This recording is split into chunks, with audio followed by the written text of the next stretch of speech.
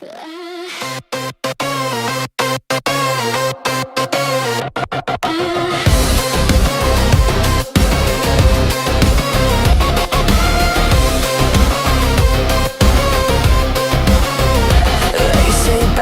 basics, keep it fair. Just a warm, dry home away where rent jumps yearly, no apology. Hey, market adjustment theology. They say be grateful, smile, behave. While landlords get another tax break, we're going back to basics. That's the line they always say. Can't afford the rent in Auckland, can't afford it anywhere. Power bill spikes in winter, insurance doubles overnight, and they call it personal responsibility when the lights won't stay on at night. Insurance says flood zone, sorry mate. Premiums up, blame climate fade. Petrol's to something, pushing 3. Pay to get to work, don't you see? They say competition keeps prices low. Funny, only one power company where I go. We're going back to basics, but the basics cost your soul. Can't afford the petrol, can't afford the power, can't afford to fill the trolley full. They say just shop around, say budget smart. When countdown pack and say new word on the card. This isn't living beyond our means, it's living inside a rigged machine. Childcare costs more than the weekly pay. EC fees eat the wage away. Work to pay someone else to raise your kid. Tell me what part of this is choice exactly? A break too high, power too high, fuel too high. Childcare, you're dreaming. They say infrastructure takes some time. Say trust the process, say you'll be fine. Say tighten belts, say don't complain. While MPs get theirs indexed for pain. We're going back to basics, that's a slogan on repeat. Can't afford to be sick, can't afford a week off heat. They say this is just economics, say everyone pays their share. Funny how the basics vanish.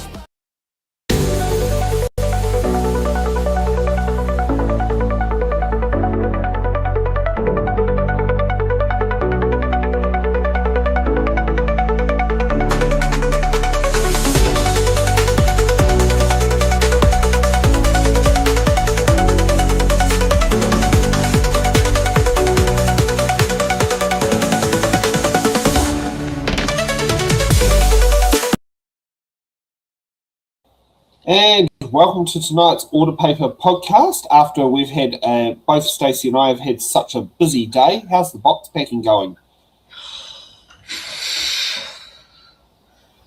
I'm sick of moving house, man. Oh, I know that feeling. I'm sick of moving house. And I can also sit there and say Corey Carnival wasn't quite the buzzer it could have been. I'm not quite raving like I was 2 weeks ago with Island Bay Festival.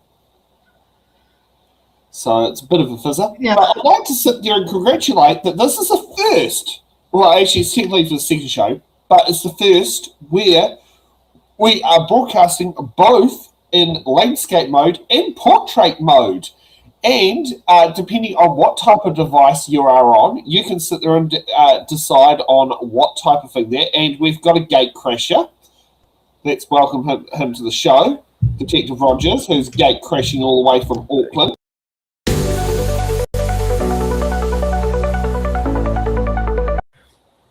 Quite a hello indeed. You shouldn't have pressed. Who, me? I don't know, someone did. I haven't pushed anything. I don't know. It ended up sitting there doing it. So, yes. I can be the scapegoat. It's fine. Yes, so tonight is our first show that we're broadcasting both on YouTube both in landscape and portrait mode. The only platform that Restream allows you to do it simultaneously. And let's see how. Here's how the great things go. Here's what happens when people say hi on the two different platforms. It's great that in the portrait mode it works. Let's sit down there and, we've got another. We have Not Been Debt. We've got Dean Willie. And 2026. Oh, of course it is 2026. I mean, and it's election year. Make sure you get out and roll to vote. Also, I noticed our viewership rate has gone a little bit up since we've got the dual mode at the start of the show. So with Gatecrasher Detective Rogers, how are things in Makoto? Well, it's Mr. Rogers, as you'll see by the honorific I've given myself. Just Mr. Rogers today, please. Mr. Rogers. Yes, thank you.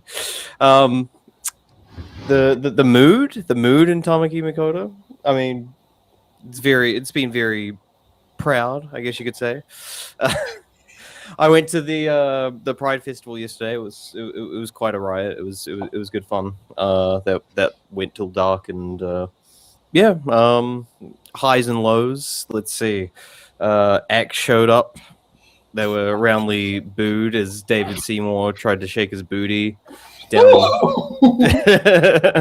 Yeah. And I was going to say, so were there the rotten banana skins? Because I don't think tomatoes or eggs are really that cost effective at the moment. I don't think I saw any.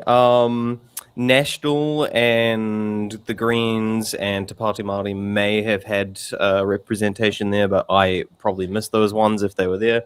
Labour also had representation there. I saw those guys there waving their flag as well. I think Sepuloni was among them that I noticed.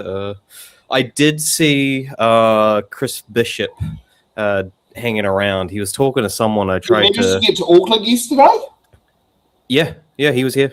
Because he was at the Petone Fair in the morning. He was. I was right beside him. I was trying to eavesdrop on what he was talking about, but I couldn't hear him. So Chris Bishop was at the Petone Rotary Fair yesterday in the morning, along with Ginny Anderson was there as well.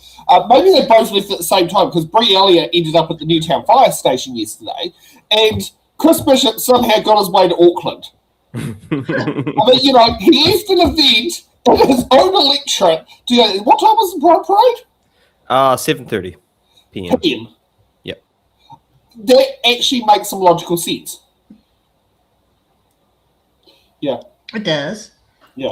Now, we do have a poll going on YouTube. Do you support the government's announcement on move-on orders for the unhoused? The reason why we call them unhoused rather than homeless is because that's what they are. They're not in houses at the moment. And, home's where the heart is, Yes, we have more than our fair share here in Newtown. However, they seem to find our community one of the safest places to be. Yeah. Props. So shall we get to our first bill, the Environment Disestablishment of the Ministry for the Environment Amendment Bill, first reading? And I see someone is absolutely fuming hearing the name of the bill. I saw this in the run sheet on Friday, and I was at the race course night market with some friends, and they saw my face, and they're like, "What is it?" And it's like, I am probably working on Sunday because I'm going to be yelling about some things. Well, let's hope that audience members joined us tonight. Nobody sent me a run sheet, so I have no clue what's going I on. don't have your email address. Well, I've probably got it somewhere. Yeah.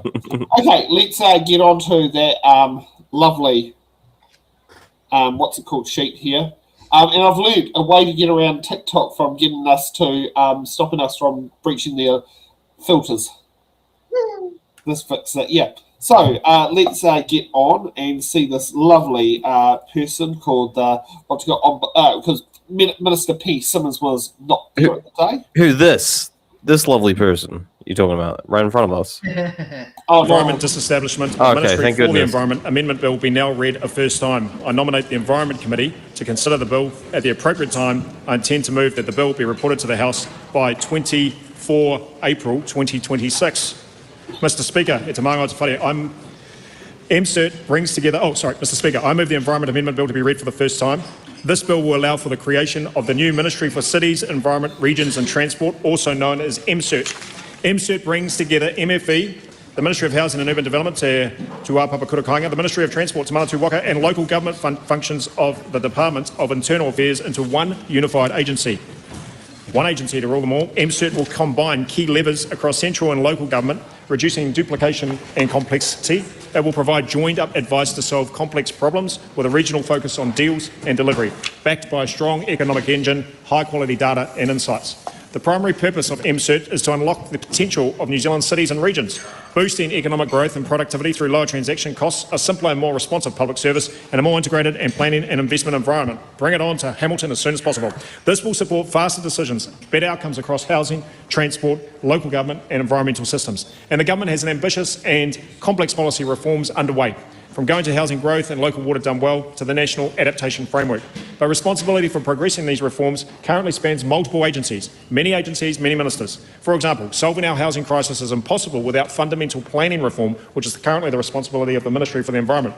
It is also impossible without reforms to infrastructure funding and financing, which are currently split across HUD, the Department of Internal Affairs and Transport. The work is deeply connected, but the current system, being fragmented and uncoordinated, creates unnecessary cost, delays and uncertainty, inefficiency and hampering investment. MCERT will make it easier for advice to be integrated and accountabilities to be clear. These connections will significantly strengthen implementation of our current mahi program and help ensure we fully realise the benefits of our current reforms. The new ministry will bring layers of central and local government, their regulations, their services, their investments closer together to be more coherent, cohesive and effective for all New Zealanders. Key benefits will include integrated housing, transport, environmental policy, planning and investment for better outcomes, a single point of contact for stakeholders, for local government, for iwi, Māori organisations and community groups, joined up solutions for complex challenges with a regional focus on deals and delivery, smarter planning and investment backed by better data and insights and economic benefits through reduced transaction costs and coherent advice, unlocking greater value for future developments. The changes to the Act.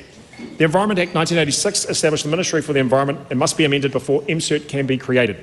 The Ministry for the Environment's functions include advising the government on all aspects of environmental administration, including in Northland, Mr McCallum. This covers climate, natural hazards, natural and physical resources, wider ecosystems and the economic, social and cultural factors that matter to current generations as well as future generations. These functions are not changing. They will remain in the Environment Act and will be an important part of the new ministry. The bill simply transfers the functions from the Ministry for the Environment to the Secretary for the Environment, who will also be the Chief Executive of MCERT. And as Secretary for the Environment, the Chief Executive will be responsible to the Minister for the performance of these functions and complying their obligation to have regard to the matters in Section 17 of the Environment Act. Section 17 matters also remain unchanged. These changes will modernise the existing accountability framework to better align with that of other government departments. They will also enable other instruments under the Public Service Act 2020 to be used to implement the government's desired machinery of government change. And while MCERT brings immense potential to boost growth and productivity, I know that it still marks the disestablishment of MFE after 40 years. It's 80% of my life. And brings one step closer. It brings us one step closer to also disestablishing the Ministry of Housing and Urban Development, Te Tuapapa Kurakainga, and the Ministry of Transport, Te Manatu Waka, on 1 July. I want to thank all the public servants who have been working feverishly at these agencies for the benefit of all New Zealanders for up to 4 decades, and to continue to work during this period of change. Mr Speaker, we're establishing a high-performing agency, and MCERT to match our intention and our delivery of high-performing planning, infrastructure funding and financing, and of course, local government systems. The government wants to unlock the economic potential of New Zealand cities and regions, and alongside that, the environment, our society, communities and culture. Today, we are one step closer to achieving that. Thank you, Mr Speaker. The question is, so is this going to be like the MP for town planning? And just to put that in context, the Ministry of Business and Business Innovation and Enterprise, I think that's what MB is. MBIE, yeah. Is a merger of was it WorkSafe? It was a merger of it was a function that used to be covered by Department of Internal Affairs, which is an immigration section. There was another. It's permit holder. It's what was deemed our first super ministry. Right. Huh. But so the way he put it in his speech sounds like they want to disestablish the Ministry for Environment. I don't know why I was about to say education. There was the word secretary mentioned. Are going to fire off all of the staff that work for them and every other organisation that they work with. So firing more civil servants. Good job. And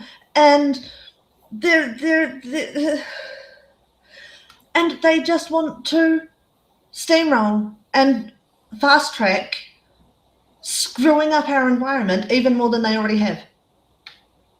Look at the weather that happened last week. I know. There was a lot of people who complained about their papers not being delivered. Twice in a month, there were once in a lifetime or once in 100-year storms. These are our fault. As human beings, I don't care who you're from, who you are, where you're from, what country, what your beliefs are. This is humanity's fault. Getting rid of the Ministry for Environment so that you can fast track your way through to oil mining and coal production and the liquid natural gases that they want to bring in, which I've read both sides of the story and I kind of understand, but like it's just going to ruin the earth even more than we already have. And New Zealand is supposed to be a world leader in protecting our environment. And we are taking such a huge step backwards, and it is so fucking embarrassing. That's an understatement. Right, sorry. Someone else? I know, the person on mute. Oh, yeah. Yeah, look, no time for fossil fuels, honestly. I think I said this last time I was on Uruguay could get to 99% renewables. It's a somewhat comparable population, around 3 million, about the same probably in terms of land mass. And they're at the point where they can now export. They actually produce excess power through their renewables. They export to both Argentina and Brazil. And yes, proof's in the pudding right there. We can do this. It's a long way to sit there and be exporting your power to Argentina from is it Paraguay? Uruguay. Uruguay. Oh, Uruguay. Okay, yeah. No, that's that's actually that makes sense. Trying to get my bearings of the geography there. I mean, both are touching both Argentina and Brazil. Just Paraguay's pretty much in dense jungle, rather than the coastal.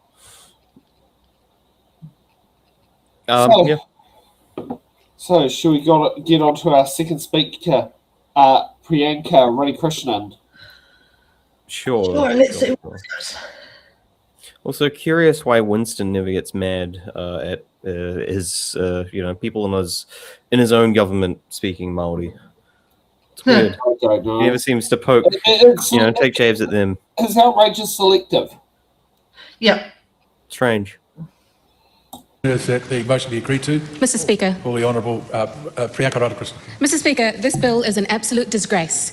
What it does is it speaks to a government that continues its war on nature, doesn't care about environmental protections, and continues to erode them. And I'm not terribly surprised, because it comes from the Minister for Environment, who has said quite clearly, she's claimed that the balance has swung too far in favour of environmental protections. That from the Minister who's supposed to be protecting the environment. despite ongoing biodiversity loss, despite the loss of freshwater or freshwater degradation, despite the fact that that minister has absolutely no evidence, once again, to base her statements on. She claims that we are protecting the environment too much suddenly, and so we need now to continue to stop protecting it, and that is what this bill is about. And it fits with the national government's track record on the environment. They have been described as being radical, far-right, waging a war on nature and a war on climate policy.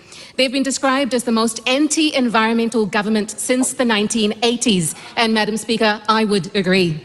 In fact, their track record on protecting the environment is so egregious that just today, I think it is, 4 major environmental organizations have announced that they will boycott the Blue-Green Conference, which is a pretty big deal. It's been going since the 1990s from memory. It was founded on principles of sustainability and science-based policy, all of which this government is abdicating from responsibility from.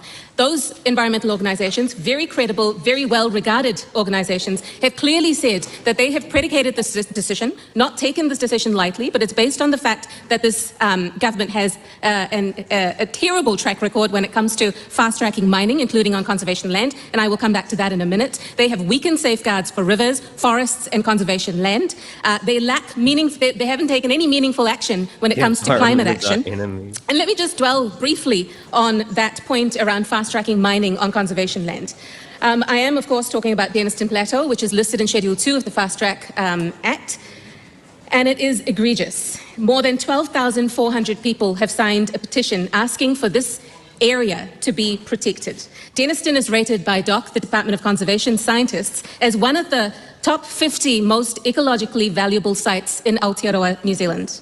That this is public conservation land that should be permanently protected for nature and not destroyed by a massive coal mine, which would dig up an area the equivalent of 1,700 rugby fields, destroying Denniston Plateau. Now, Minister Potaka had the opportunity to reclassify this area and protect it, but no, he didn't. PCE wrote to him and talked about the fact that it questions, that it merits reclassification using higher conservation status. The minister's written back and said, well, no, I've decided to decline that proposal. I don't think that it has any conservation value, despite the fact that numerous scientists have said that it does and it should be protected. But that is emblematic of this government, Madam Speaker, because they don't care. They don't care whether we fast-track our way through all of our environmental protections. They don't care, and they have stripped over $100 million of funding from the Department of Conservation.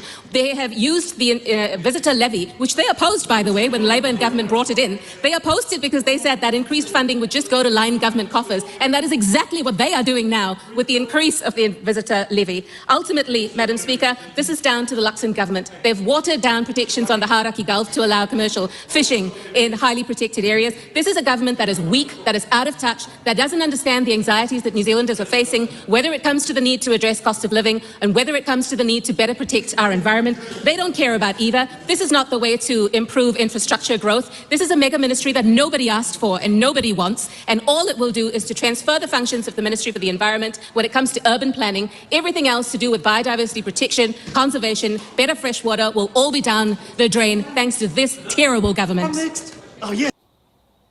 Oh, Jerry's out of the speaker's seat. He is. I was having a giggle to myself when I heard her say Madam Speaker, and I was just like, oh, but okay, no. Okay. Oh, yes, because we actually have that thing in New Zealand is you don't refer to the acting speaker as their rank. Like if you're in Australia or if you're in the UK, you actually say Madam Deputy Speaker or Mr. Deputy Speaker. You don't say, whereas in New Zealand we just go Mr. or Madam Speaker. Yeah. Yeah, it is a unique thing to New Zealand. But I mean, also in New Zealand, we call our MPs by their names, whereas in most countries you call them by their electorate. Mm-hmm. But, you know, it makes sense because we've got list MPs. Yeah. Yeah. Like, she makes a really good point, which is, I'm pretty sure I said last week, like, this government doesn't care about the people in this country. It doesn't care about this country. It cares about lining its pockets from its lobbyists. Yeah. I mean, who has come to the day of going, I wish John Key was still Prime Minister? Like, who would wish that this current government was a John Key national government? I've thought that a few times. Yeah. Yeah, like I mean, I thought John Key was not the best prime minister, but there was his government in general, but a lot of his stuff had the right spirit or the right expectations, and now we've just seen this government just basically has steamrolled them. Like I'm not sure who's worse, Luxon or Muldoon, because both of them are acting pretty much the same. Yeah. At least we can say one thing: Luxon does not hold the finance portfolio.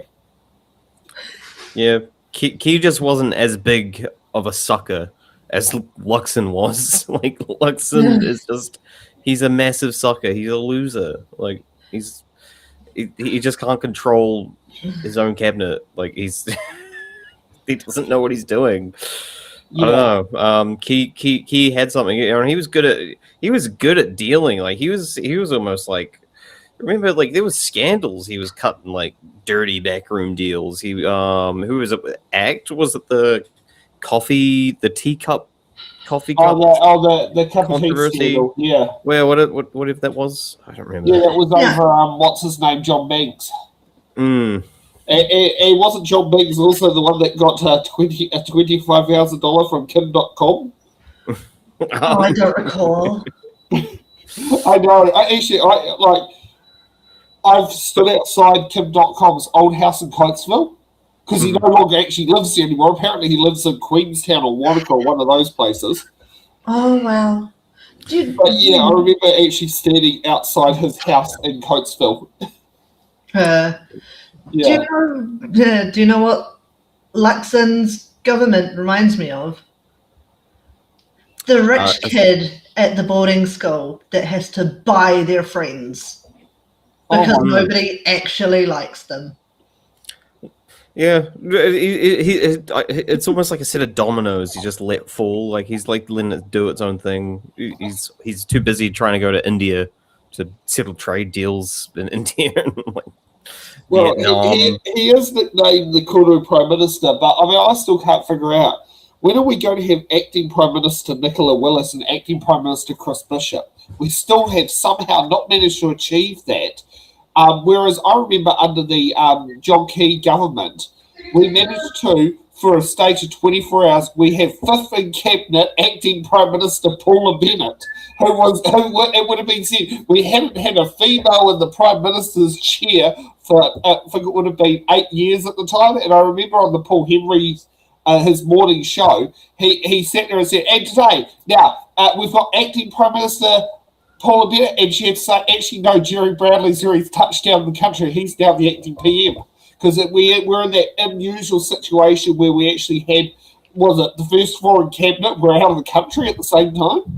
It's probably because the Key government actually did things. Yeah, that's true. And that was, I think, in school holidays. So it was during recess week when that happened. Yeah. Wow. Yeah. Okay, shall we see what Lam Pham from the Greens have got to say?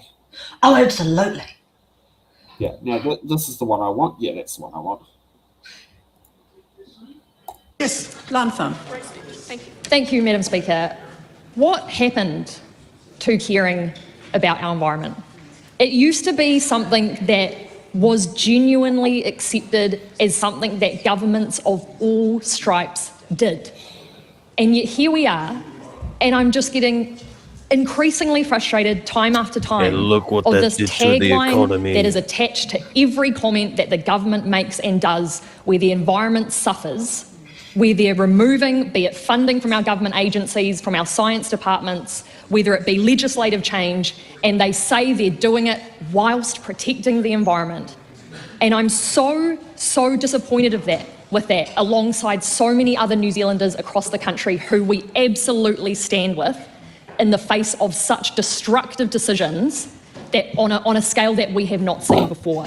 And I particularly want to acknowledge all those communities across Aotearoa who are standing up against particularly fast-track projects, but every single aspect of every decision that this government is making that takes us backwards. In 2026, we are going backwards, and that is unacceptable. If you can accept, which I think all of us can in this chamber, that we need to be good ancestors. We need to actually make decisions that set up our kids and grandkids for the future. Now, I want to acknowledge as well those leading environmental voices who are deciding that they've had enough, because these are groups that are not political groups. They are standing up for Te Taio, our environment, and they're not turning up to the National Party's fake environment conference this weekend.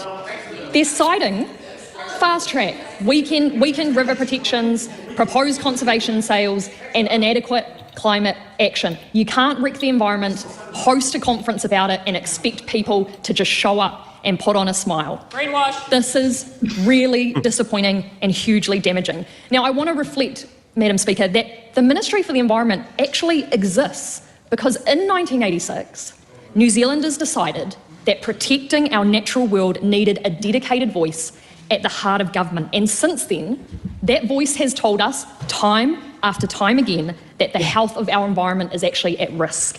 And therefore, everything that is built upon that is also at risk. And this is the stuff that the government purport to just want to be so laser focused on, our economy, our society, and yet they're consistently undermining the very foundations of that. Burying the Ministry for the Environment in a super ministry designed to drive development, growth and infrastructure is the clearest possible signal that this government can give that environment comes last. And this is all from a minister that claims that the balance has swung too far towards the environment, even as her own ministry reports time after time again that across oceans, across biodiversity, across water and air, our statistics are going backwards. It's like they just keep thinking, if we just keep saying it, New Zealanders will believe us. If we just add an E to MCERT, that stands for environment, that will mean something.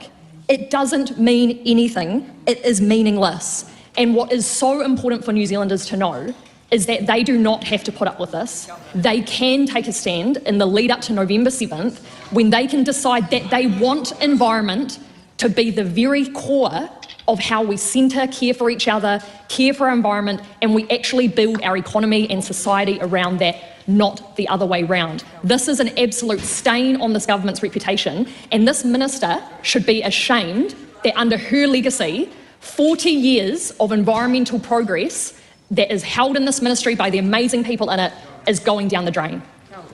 Simon Corbyn. I intend to speak about... Sorry, Simon, you can wait. Okay, so this is what I love about the internet. Guess what was happening yesterday at St Patrick's College in the hall, the same place where there was a meeting by the Green Party, MPs Julia Genta for Rongotai and MP Tabitha Paul for Wellington Central. In the same hall, the Blue Greens Conference was there.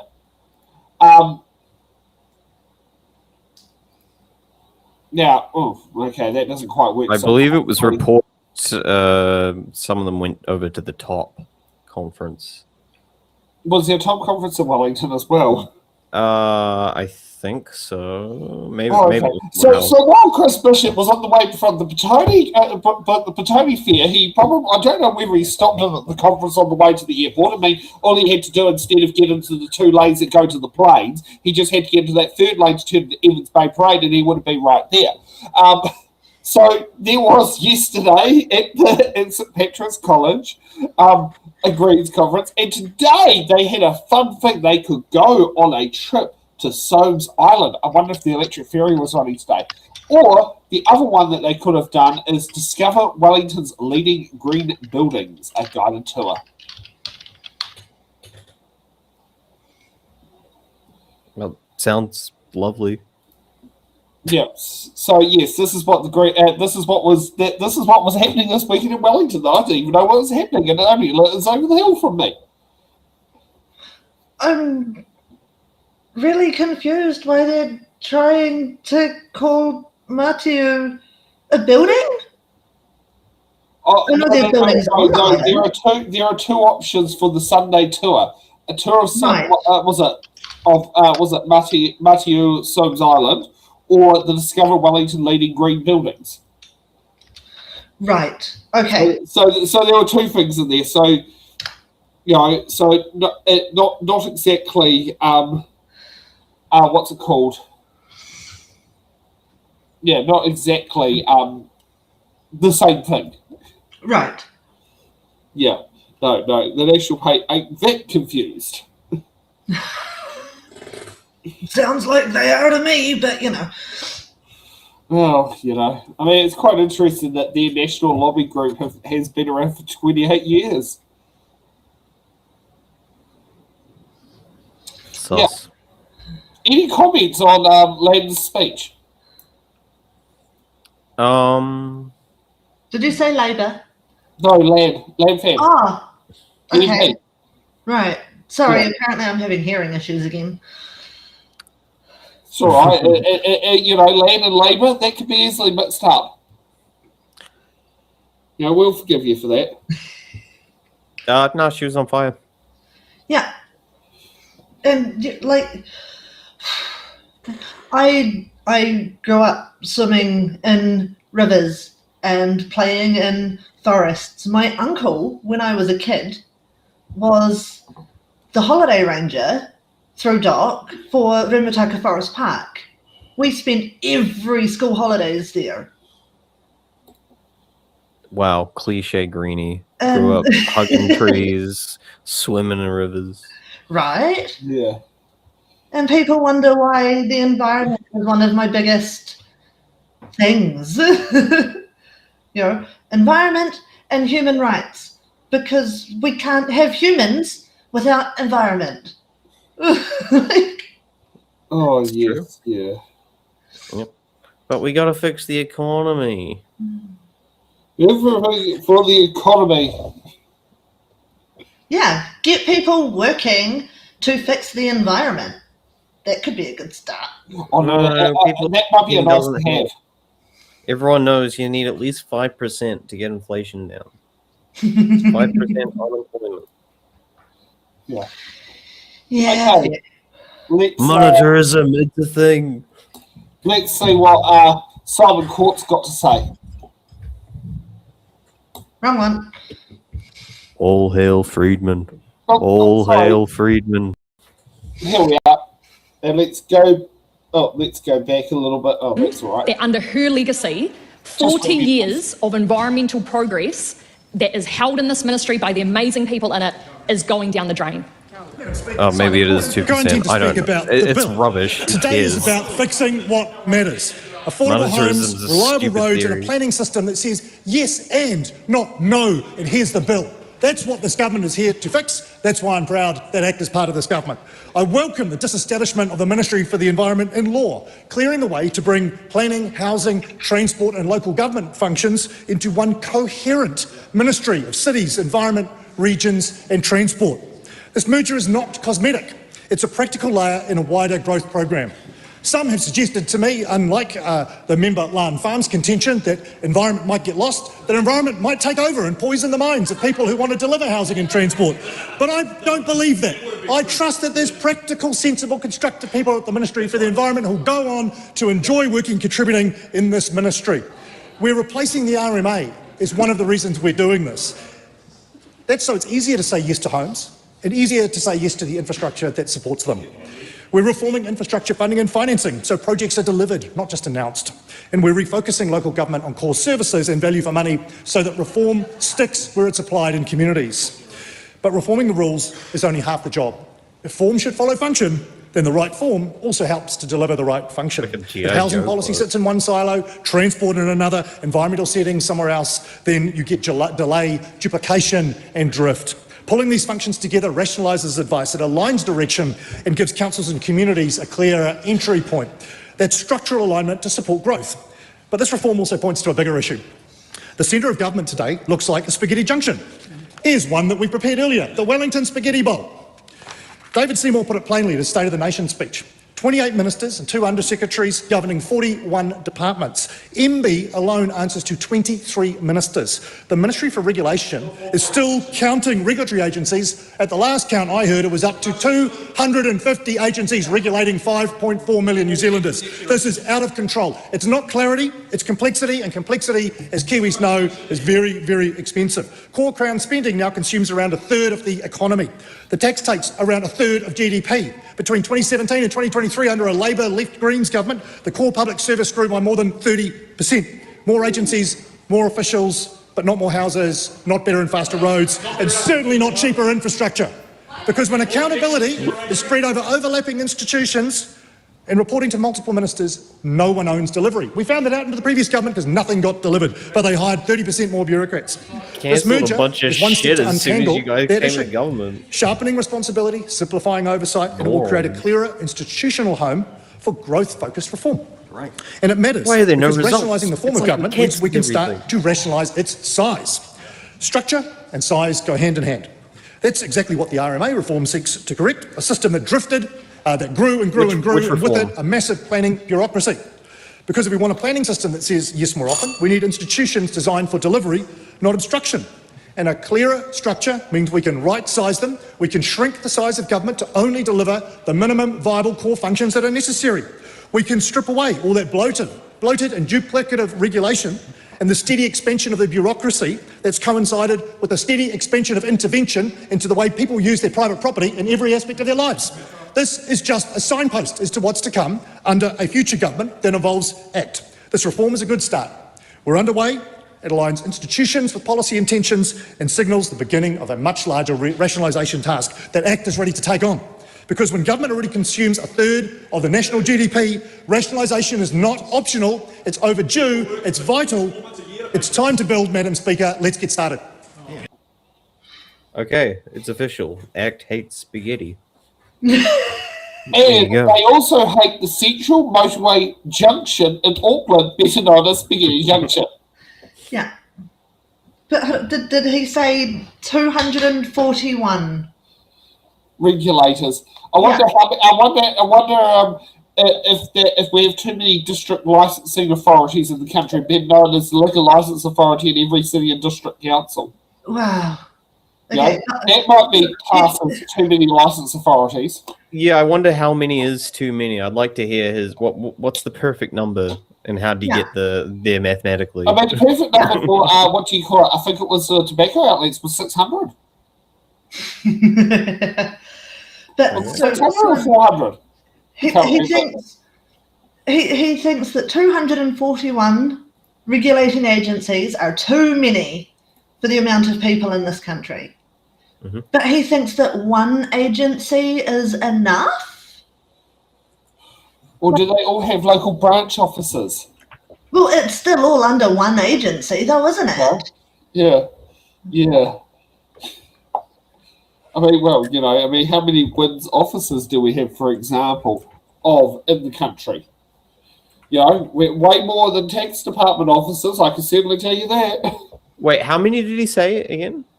240? I think he said 241, yeah. Those in the chat will probably, probably sort of remember. That's like 4 for every territory or something. Territorial authority. Yeah, exactly. I know that when I had a liquor license, Hoffman District Council's liquor license code was 040. And I know that because that was what my liquor license started with, because that was the council was with. Yeah, we have 12 city councils, 53 district councils, and 2 Auckland Council and Chatham Islands. The special. Also, we have Chatham Islands is a specialist council. Auckland Council is a unitary authority by legislation, and Gisborne, Nelson, Tasman, and Melbourne are unitary authorities under the 89 legislation. Okay, and we got 67 in total. So yeah. So we got 67 district licensing authorities. We have 67 food safety officers. Oh well, food safety. What's it called? Not food safety departments. I can't say food safety officers. Like Hoffman District Council, I remember used to only have 2. But I definitely know Wellington. Every year I have a different health inspector turn up because no one wants to work weekends. Yeah. Yeah, latest one I got was a lady called Christine. Yeah, she sort of sent me the funnel, the minor things that need to be fixed. So I need to give her a ring and ask her what the hell's happening. I agree, Gary. Bring back the workshops from the The Second French Revolution. Yeah. Okay. Let's say Okay. so. Who's okay? So we got Jamie Arbuckle for our next speech from New Zealand First.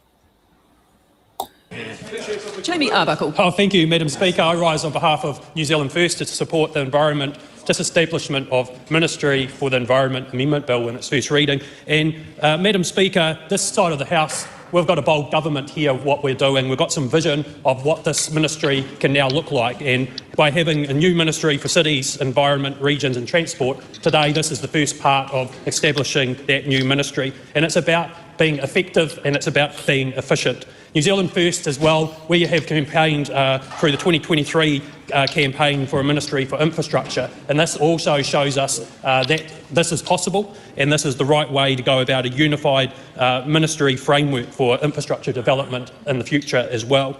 Madam Speaker, the Select Committee process will be really important here. We'll be able to hear different views. And yes, this ministry has been around since 1986. But as I say, this is a bold government. We've got a vision. We're not scared to change the way we are moving forward. On that, Madam Speaker, I commend this bill to the House. They're not scared to change the way that they're moving forward? What? I didn't know they were moving forward in the first place. Well, that also just implies you're directionless. We're not afraid to 180 when we need to. Yeah, but That's very bad.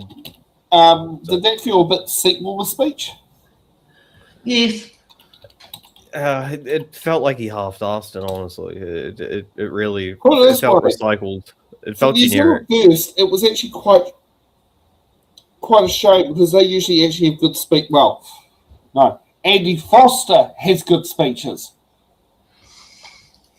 I'll be honest, Andy Foster actually is good as a person who knows how to make good speeches and knows how to pull them off on the hoof very well. All right, we need Sam Summers, Andy Foster fan art, please. What? Bring in Uncle Andy. I've got Andy's number on my phone. I can always give him. Oh man, don't say Uncle Andy. Don't give them ideas. Yeah. I mean, you know, how many people's numbers do I have on my phone? I mean, you know, yeah. So yeah. Okay, let's see from Hannah Maipi Clark.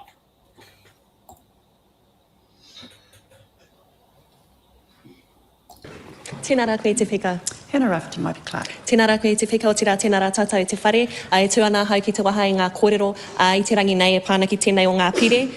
Waihoki tangihia rā ngā mate kua pehi nuitia i ngā haukeri i ngā huarere kua taumaha tia ki runga i a rātou. Pai mariri. Madam Speaker, I rise on behalf of Te Pāti Māori to speak to the environment disestablishment of the Ministry for Environment Amendment Bill. The context of this bill is that this bill seeks to disestablish the Ministry for the Environment. It folds into a mega ministry alongside transport, housing, urban development and parts of internal affairs. I think it's bizarre that now more than ever we need to prioritise the environment first and foremost, and we cannot deny climate change. And when we look at the bigger picture and focus on climate change and the environment, we cannot deny the weather events that we've seen across the country in the past month. In just the first weeks of 2026, there has been 8 states of emergencies that have been declared, matching the total for all of 2025. Recent storms across Te Ipa Māui, the North Island, have brought record rainfall, flooding, evacuations, power outages and loss of life. January storms alone caused multiple deaths from landslides and flooding, with record daily rainfall in Tauranga and Whitianga. When we look at specifically the constituents that I represent, young Māori who want to access and reach their pepeha, accessing and reaching pepeha has become a luxury. Our pepeha anchors us to our maunga, our awa and our whenua. As Rawiri says sometimes, I quote, "You may not know your maunga, but your maunga knows you. You may not know your awa, but your awa knows you." But today in 2026, you actually can't get to your pepeha. Maunga have had caused landslides, Awa and Moana have wastewater contamination, and all throughout the country you can see the desecration of pepeha and the environment here today.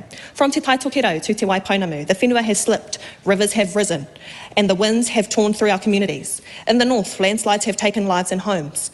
Inland Waikato, my electorate of Hauraki Waikato, just recently we have been attended Otorohanga, where we've seen marae come together, Māori and non-Māori, for communities that have been devastatingly impacted by severe weather events. Can I ask the member to come back to the disestablishment of the ministry?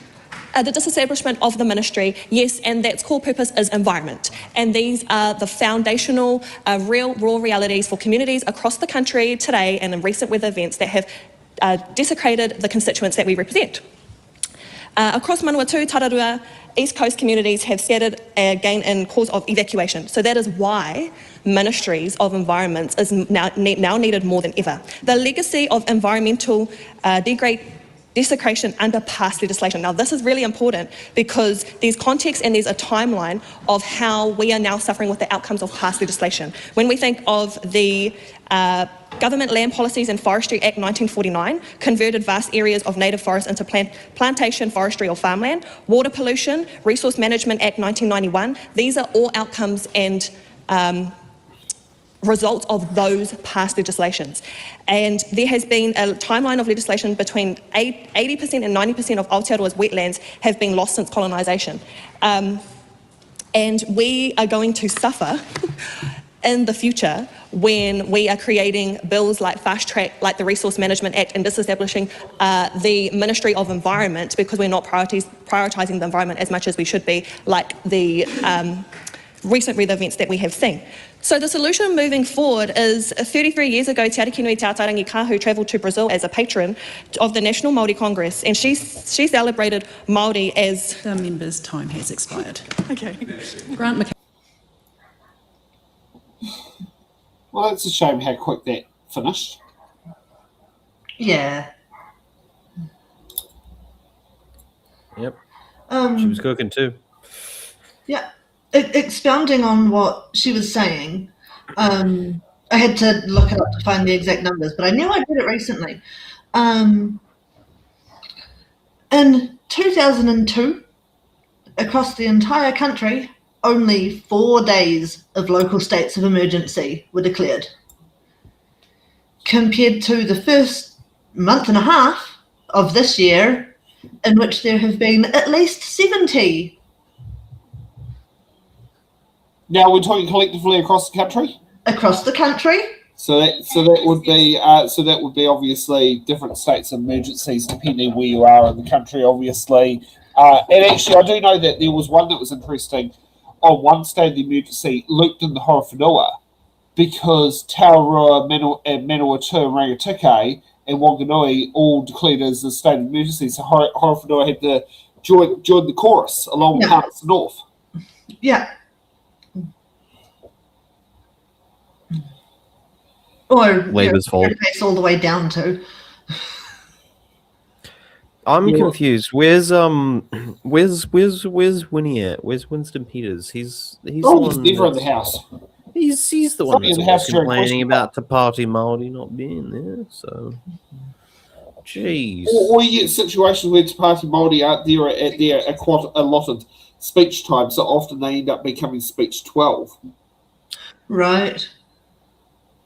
Yeah, so that happen. That does happen. I've seen that happen a few times. Or Marina Meno Kapakingi ends up speaking at speech 12. Notice Te Kura was sitting next to Hana. Yes. Yeah. So I don't know. think it's because they didn't have anywhere to move him to after he was ousted from the party. To the row behind. What, was there a spare seat? In the row behind them, because so what happened was Te Pāti Māori had 6 seats, then they lost the 4, so they lost their back row, and then Mano and Te Kura got put in the back row. Right. Yeah, it wasn't quite like Darling Tana, who was literally in the corner. Yeah. Yeah, put it this way, these two are at least a bit closer to the Sergeant of Arms. Yeah. Now, should we see what Don G. Grant McCullen's got to say? Go for it. And for some reason, I feel that it will be a seat warmer. Thank you, Madam Speaker. I rise to take a call on this Environment Disestablishment of Ministry for the Environment Amendment Bill. I think what is being missed here is the fact that actually by merging all these ministries together, what we're going to be doing is helping put environmental issues at the heart of big decision making, and that is what it's going to actually enable to achieve, and that has been lost sight of on the other side. And I'd just like to respond as co-chair of the Blue Greens movement to say to those NGOs that decide not to attend this weekend, they're always welcome. You don't solve problems by walking away. I commend this bill. Oh, I didn't know he was part of the Blue Greens. lightning speed. Yeah. And what does Stacey's chair got to say? Sorry, we're not hearing you, Stacey's chair. Don't go chasing waterfalls. Look for the rivers and the best that you used to. I don't know. It's the first thing that came in my head. TLC. Well, Grant McCullen did do a seat warmer speech. No surprises there. He seems to be famous for doing them. So let's see what Deborah Russell's got to say. Madam Speaker. The Honourable Dr. Deborah Russell. Madam Speaker, we oppose the dissolution of the Ministry for the Environment. We oppose this bill. And we oppose it for the very good reason that it symbolises, well, the very good reason we need a separate Ministry for the Environment, because the environment is so critical to us. Because it is, disestablishing it is a very powerful symbol, I think, of that government's rejection of the environment. It's that this move is saying that the environment is not important. It says that what comes first is commercial considerations. What it does is it contributes yet again to the approach of that government to the environment, where they regard the environment as a subset, even a hindrance to the economy. It is exactly the other way around. The economy is a subset of the environment. If we do not have a flourishing environment, nothing else will flourish. So I think it's really quite devastating that we are disestablishing the Ministry for the Environment. These guys taking my message. It's really interesting, as my colleague Priyanka Ramakrishnan said before. That's what I this is a government that frankly has given up on the environment, and has done so to the extent that the groups who used to give them a bit of shelter by participating in their fabled Blue Greens meetings have now all said they can't do it anymore. And I just want to read what some people have said. So Nicola Toki, who's the Chief Executive of Forest and Bird, has said that, you know, the Blue Greens principles still hold, science, incentives and a shared birthright to enjoy our natural places. But these principles mean nothing if they are cast aside when decisions get hard. And that is what we are seeing from that government, the environment getting cast aside. We agree with the principles, it's quite we just astonishing don't what believe the chair of Greenpeace, the director of Greenpeace said here in New Zealand, who said, I last addressed the Blue Greens just before the 2023 election, and I asked them to be conservative on climate change and nature to protect what we have. Instead, he went on to say, they have pursued a radical far-right war on nature and a war on climate policy. I continue to engage with politicians from across the spectrum, but I don't want my presence at the National Party's Blue Greens conference this year to give any succor to their war on nature. They need to change course. You know, Gary Taylor of the Environmental Defence Society, a really highly respected NGO in the environmental space in New Zealand, has pointed out in terms of this war on nature, he says that he has confirmed they won't be attending the Blue Greens conference, and at the 2024 forum, he called the coalition government the most radical anti-environment government since the early 1980s. Disestablishing the Ministry for the Environment simply underlines the actions that this government has taken that undermine the environment. From refusing to acknowledge the importance of the Denniston Plateau, to backtracking on the water standards, on the water cleanliness standards, to the extraordinary range of measures they have taken to undermine our response to climate change. This government at every step has chosen to treat the environment as a mere subset of the economy. That approach will ruin us all. And they've done it in the meantime while Waldorf and Statler over there alternately mumble and then bellow coal. And, you know, and then the Popinjay of Epsom smirks away as they sell out our heritage. And that government, led by Christopher Luxon, a man who is just bent right over to accommodate that astonishing anti-environmentalism. It is true that the National Party had a proud history with the Blue Greens. It is true that people like someone like Nick Smith really did try to give a focus to environmental policy.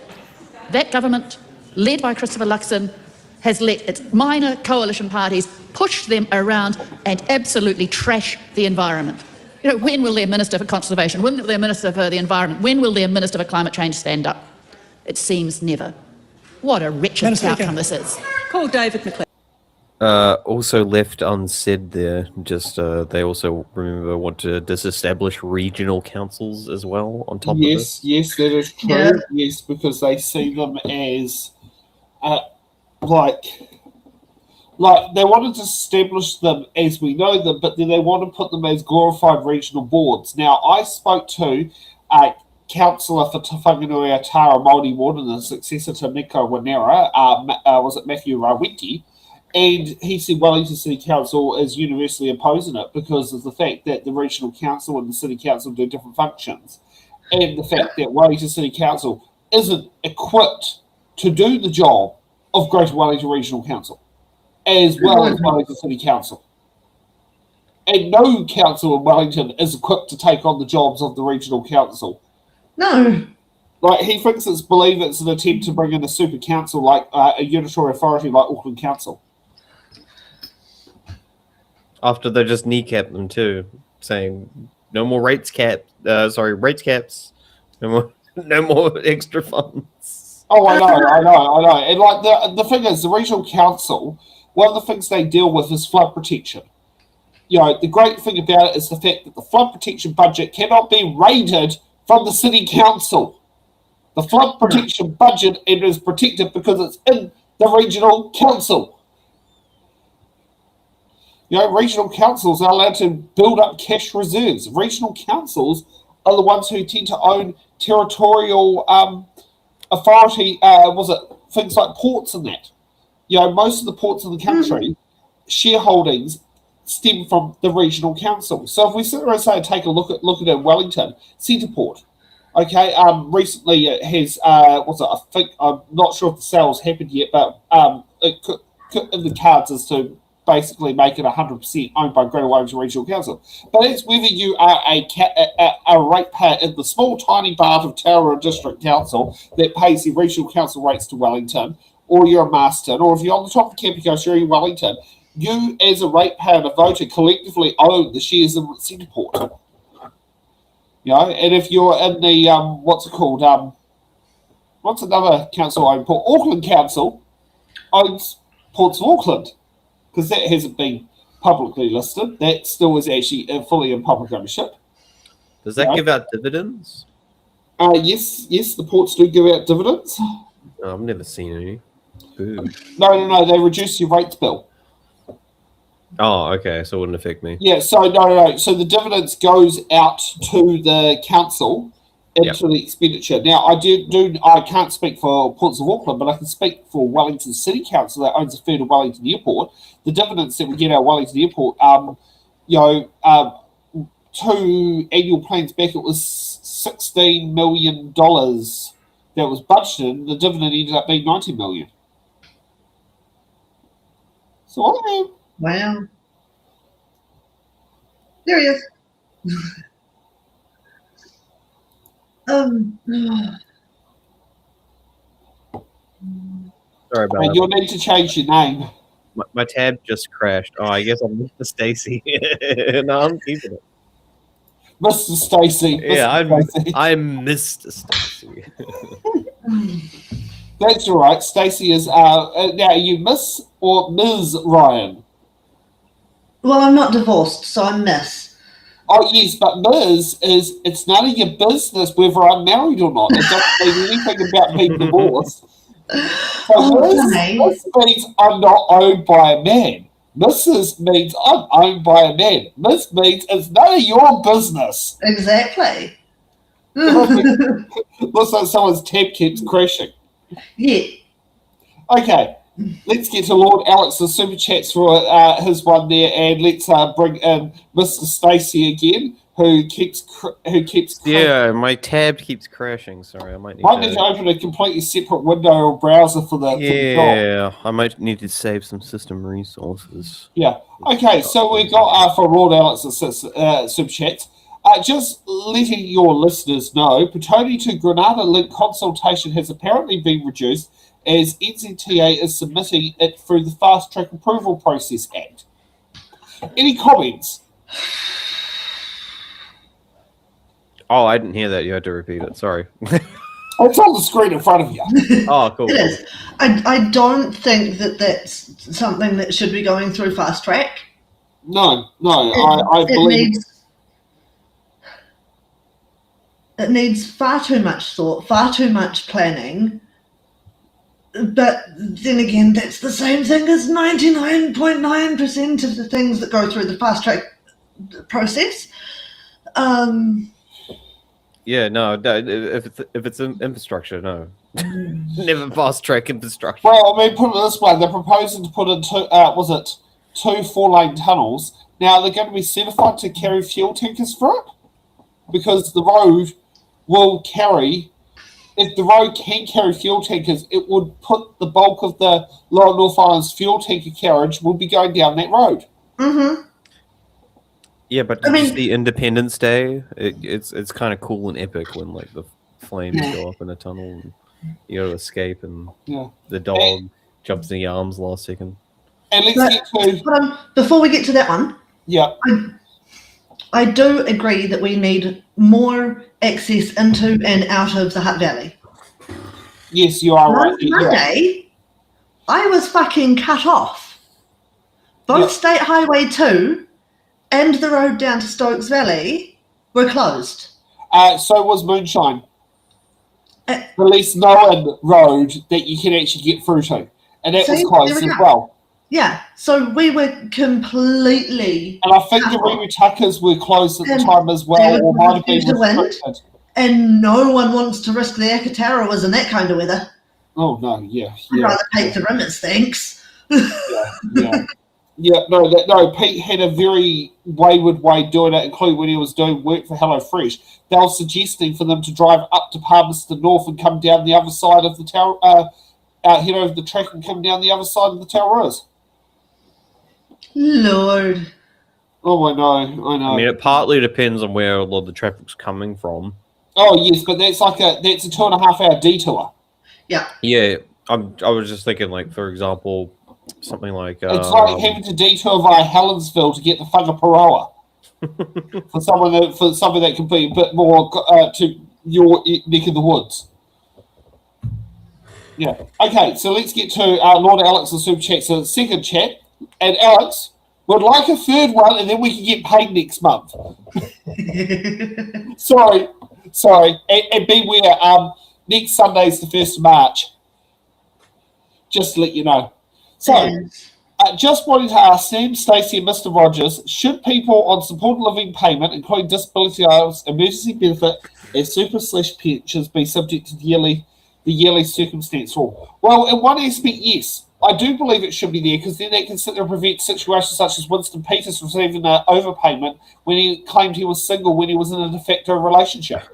So that aspect, yes. Now, does that mean going for a full-scale medical assessment to ask if your arms and legs going to go back? No, of course not. That's completely ridiculously stupid. But if it's just a simple form, hi, what's your yearly circumstances, and you sit there, tick the boxes online and hit file and send, that I don't see that being a burden.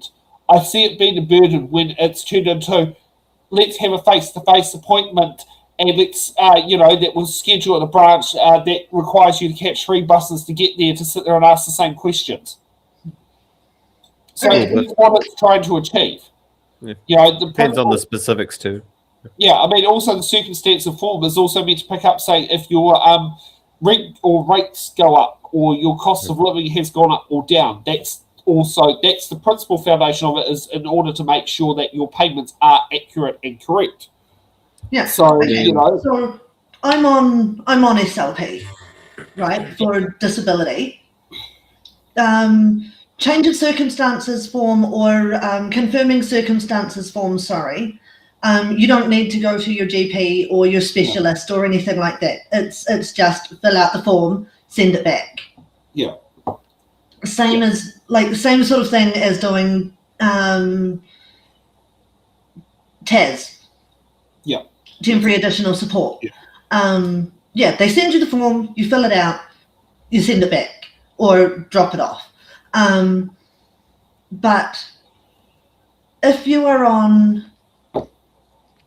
a limited time SLP, it should just be done when your SLP has to be renewed. Yeah. Like if you're on a 2-year, why do I have to confirm to you every year, like once a year, that I still can't work? Yeah. That part I think is a waste of time. And then exactly.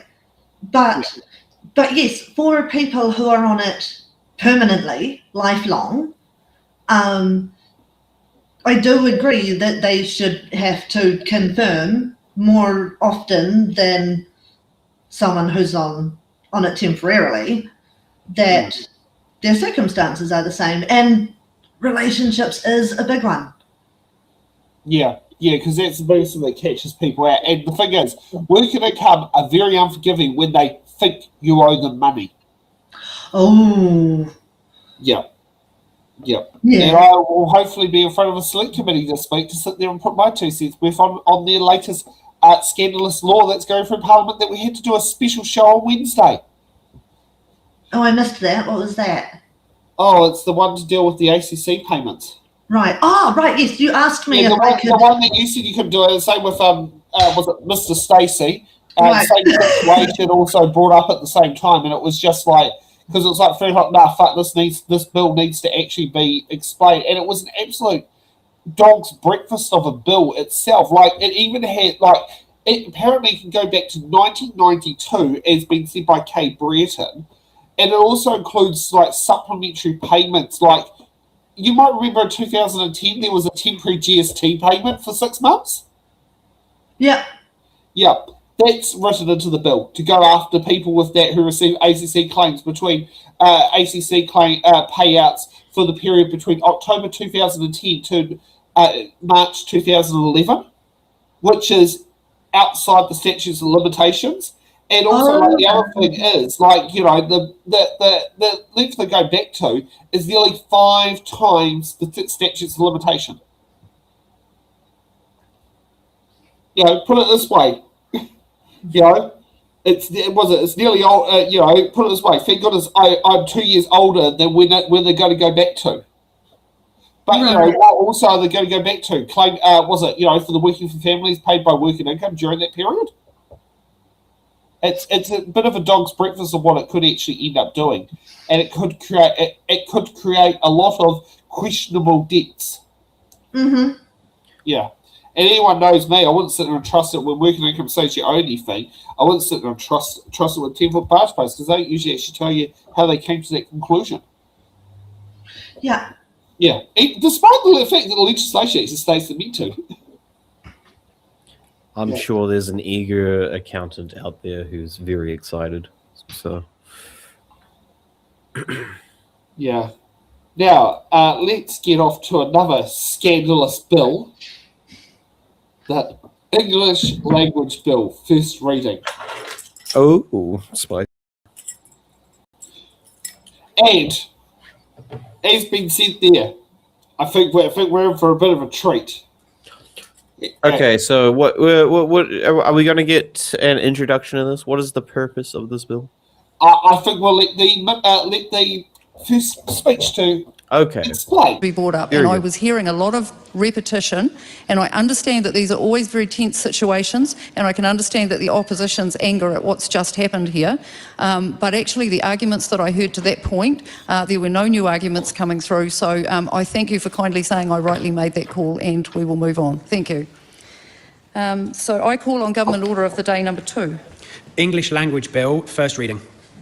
Yeah. Right Honourable Winston Peters. Speaker, I move that the English Language Bill be now read a first time, and I nominate the Justice Committee to consider the bill. This bill seeks to formally recognise that English is an official language of New Zealand and legislation. English has long been the predominant language of government, education, people with some brains, commerce, and daily life in New Zealand. It is spoken by around 95% of the population. It has never been formally recognised in statute as an official language. This bill seeks to correct that anomaly, providing consistency in legal framework and clarifying the status of all three official languages in legislation. The bill does not diminish the status of other official languages, Te Reo Māori and New Zealand Sign Language, but rather complements them, acknowledging the linguistic reality of our nation and affirming the value of English as a shared means of communication used by the mass majority of the population. I'll say it again quietly, used by the mass majority of the population. Yeah, but the bill reflects commitments made in the New Zealand First National Coalition Agreement to legislate for the official status of the English language. English will continue to be the predominant language used in our courts, Parliament and government. This bill provides clarity and certainty. The purpose of an introductory speech is that some ignoramuses like you might learn why the bill is being brought in the first time. So be patient. For the next 8 minutes, you're going to hear them all, and a bit extra. This bill provides clarity and certainty. Point of order. Yeah, I was just about to, I know what the member's going to say, and I was just going to advise the Right Honourable Winston Peters to be careful about calling names of, I'm not sure who it was intended at, but it was certainly intended at an individual, and I'd ask the member to refrain from that type of language. Thank you. Just use plain language, English. Thank you. The bill provides clarity. Well, I know that some people have limitations when it comes to our language, but I'm not one of them. The bill provides clarity and certainty in legislation of the official status of the English language in New Zealand. This affirms in legislation that New Zealand has 3 official languages. Madam Speaker, other jurisdictions have taken similar measures to recognise, such as English, as an official language, including Canada, Ireland and Wales. This indicates the importance of providing for the official status of a language in legislation to ensure a country's official languages are respected and supported in public life, for more importantly, it is what the people in the mass majority of this country want. This bill is an important clarification of the official status of the English language in New Zealand in legislation. This bill not only clears up a long-held assumption that English was already an official language, but importantly also serves very practical applications. With the increase in recent years of the Reo to be used in place of English, even when less than 5% of the New Zealand population can read, write or speak it, it has created situations that encourage misunderstanding and confusion for all for the purpose to push a narrative. We have some very real situations now where communications and names of important services using Te Reo as primary names and language. The room for confusion and miscommunication is huge. We have alarming examples of our essential health services in hospitals and online, and that former minister should know that. First responders on their vehicles and communications. So this is you can't name Te Reo? They don't know where they're going. Transport services with important road songs. They have all announced that, but of course over there, being the elitist specialists they are, they ignore ordinary hard workers. They think they know better. Transport services with important road songs. And even an example of the important maritime navigational chart place names being changed to Te Reo. In recent years, more and more place names, bays, headlands, safe anchorage points, and key navigation points have shifted from English to Te Reo on electronic charts, and the English name only becoming visible once you are physically within a bay or know precisely where to look. This is getting patently ridiculous. Here's a real example of the risk and the consequences of not using the language that the mass majority of people in New Zealand understand. I was sent the following example privately just recently. Quotes, during a recent experience entering the Bay of Islands and on an increasingly stormy January day, after an 11-hour coastal passage, the issue became significantly more perilous. Still several miles offshore, in deteriorating conditions, the lack of clearly visible, well-recognised English place names on the latest electronic charts made orientation far more difficult than it should have been. When navigating, see, that's a laughing matter over there. I just heard this so-called lawyer from Christchurch thinking it's funny. Yeah, no. Well, explain that. Yes. That made no sense. Why was it harder? Let me tell you, I was a far more successful lawyer than you, Sunshine. Oh, yeah. About 10 times more successful. Back to order. Back to the Sunshine. bill. I know. Explain it. When navigating unfamiliar waters, the inability to easily identify known safe anchorages by not being able to immediately orient yourself against recognised place names such as Russell adds another level of risk. These names do appear once you zoom right into the fine detail, but when you need to see a broader area to plan an approach and those landmarks are not visible and are instead named in Te Reo, it can be both distressing and dangerous. In our case, daylight was fading, 40-knot winds and 2.3 metre seas were forecast and conditions building. And we needed to find safe harbour promptly without placing further stress on crew and family. That includes Maori on the boat as well. How do you like that? Mr. Speaker, Madam Speaker, 3 of these changes to place names on navigational charts can only have come from government departments such as LINZ providing name changes. This form of dangerous and nonsensical totalitarianism is a reminder of the old Soviet Union. of the old Soviet Union. You should love this. Being a pinko, being a communist, you should love this. We're out of touch. Point of order, Honourable Kira McAnulty. Thank you, Madam Speaker. It's a long-standing and consistent convention in this House that members must not refer to others as communists. That has been upheld consistently from speakers throughout my relatively short time in this Parliament. It should not be permitted. I agree with the member, and I think the Right Honourable Winston Peters should refrain from the name calling and focus on the piece of legislation. He's on fire. Madam Chair, I was reading from his CV. No, that's... Oh, yes, no, I'll table the CV. Yeah. Kick No, him. that's not relevant. Let's go then, let's go. And if the member wishes to continue with this line of conversation, he will withdraw and apologise. Otherwise, he will go straight back to the bill. Okay. What? This form of dangerous, nonsensical totalitarianism is a reminder of the old Soviet Union. We're out of touch bureaucrats. We're out of touch bureaucrats with building, costing and installing chandeliers based on wait for production bonuses rather than shape and You design. guys were just cooler. And as a result, ripping the ceilings out of buildings murder. because they were too heavy. And the then President Khrushchev, upon finding this out, asked this question: for whom is this illuminating? As for whom are the circumstances we now finding ourselves in with the use of the oil as a means of important communication now illuminating what? And exactly. That's what happens when cross purposes defeat the public good. This bill won't solve the push of this virtue signalling narrative completely, but it is the first step towards ensuring logic and common sense prevails when the vast majority of New Zealanders communicate in English and understand English in a country that should use English as its primary and official language. Oh, should use. I commend the bill to the House of that member over there. Oh, next time just said before this was not going going to diminish either of the other two recognised languages. Now you're saying it should use English as the primary language. Fuck you, you've just contradicted yourself within your entire fucking speech.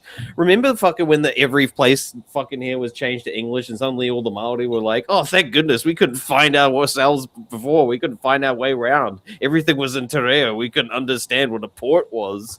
Oh my goodness. It's like, what the fuck is he even talking about? And he's talking about English like it's some sacred historic thing that's used for the last like 500 years in courts. Not It's in like this country and not from his end. definitely not. And it's only really been the last like 300-ish years English has been prominent within high society. Before that, it was French. French was used by the aristocracy and royalty in England, and it was German was used, of course, in the Germanic states. A bunch of different low forms. I Of mean, here's also something worth noting. When Franklin D. Roosevelt was president of the United States, in order to have private conversations with Secret Service around, him and his wife used to speak Mandarin. And they weren't even Chinese. I don't even think any links to Chinese culture at all. And I don't know why he's been going around saying fucking English is like German for some reason. It's about a third Germanic in origin, but that's about it. Like about another third is Romance languages. I don't know what the fuck. Like, what point is he trying to drive home? It's like he wants to compare himself as close as he can to Nazis or something. I don't know. It's like, is that the goal? I don't know. I don't know what he's trying to compare himself to. I mean, considering he, as an MP. Or like he is known as not being able to speak Te Reo Māori, which I think is such a shame. Such a shame. No, but, I mean, he would have been at school in the time when you were beaten for using Te Reo. Yeah. And he's still like kind of like flying onto the effects of like that still existing now. Yeah. Even that like we've just like completely moved on from that era. I mean, put it this way. Us three here are probably more comfortable with hearing Te Reo Māori being spoken than Winston. Yeah. Oh, and so I noticed this about 2 days ago when I was walking down the K Road, which is probably one of the more inclusive, areas in the entire country. It's, very, very left-wing liberal sort of stuff going on there. And I noticed, I was like, I wonder if I can spot any Te Reo on any signs on any of these businesses. And I just walked for as long as I could. Didn't find any. No business sign, anything was in Te Reo. And it was like, it was all English. It was like what's this motherfucker crying about? Like, well, a couple of government departments, like their primary name is now Waka Kotahi. And then they got fucking, what was it, transport? See, I don't even remember what the fucking name is anymore. New Zealand Transportation Agency, some bullshit. Now, I was at the Koori Carnival today, and I got a white bait fritter from these guys. They had their whole menu, both in English and Te Reo, including on the cash payment things. They had the different words for what do you call it? Cash, and then Te Reo for cash, and then FPOS and Te Reo for FPOS, and PayWave, and the Māori word for PayWave. I actually thought it was really cool. It's a shame I didn't actually hear pictures, but boy, these are far out. I was going to quiz you, Sam. What was the Māori word for PayWave? I don't know. Yeah, well, I'm very curious. I didn't take a picture. But I mean, these guys were my neighbours at Wings Over Wairarapa back in 2021 when shit hit the fan. Is it 2021? No, not 2021. Sorry, 2023. No, because 2021 is the one that you were at, Stacey. And yes, no, they weren't our neighbours in 2021. No, it's 2023. It's the one I did with Henry. The one that got rained off. That pool was meant to bring that yellow slushy machine down there, and then it got rained off, and I had to get Paul to get it onto Mohammed's truck to bring down to Wellington. Yeah, that's right. Yeah. But okay, hold on. So Winston is saying that people can't find place names in Te Reo until they zoom in really far to the map, right? Yeah, then it's translated for them. Exactly. Just zoom in. Yeah. You have to zoom in to see fucking street names. No, but like that, he's got Well, arthritis. I can't find the school. I can only find coolers. Sorry. I went to Street School as a child. I was at the primary school, went to Kura Street. Yes, I went to Kura Street School. Actually, that was the one that my grandma was teaching at when she got conned by the local MOT traffic cop to do her driver's license in front of her students. Oh wow! So this must have been in the 50s, but like the local traffic cop, they teach you how to do school patrol and that sort of thing. Like that's been going on for so long, it's not funny. But they said, should Mrs. Pranker get her driver's license? And so he took her for the test in the middle of school time, and Grandma passed on the first go. Sorry, that comment just nearly killed me. Oh, that's so brilliant. That's really well done, mate. Good on you. Yeah. Oh. Okay, let's get on to next. Duncan Webb. Is that the motion be agreed to, Honourable Dr. Duncan Webb? Oh, te mana whakawā, ngā mihi. Great to be here in Aotearoa today to celebrate this. Look, I didn't know it was comedy hour because that speech was a rambling mess. Yep. What Russian chandeliers have to do with the English language, I don't know. Only the wandering mind of Winston Peters could tell us that.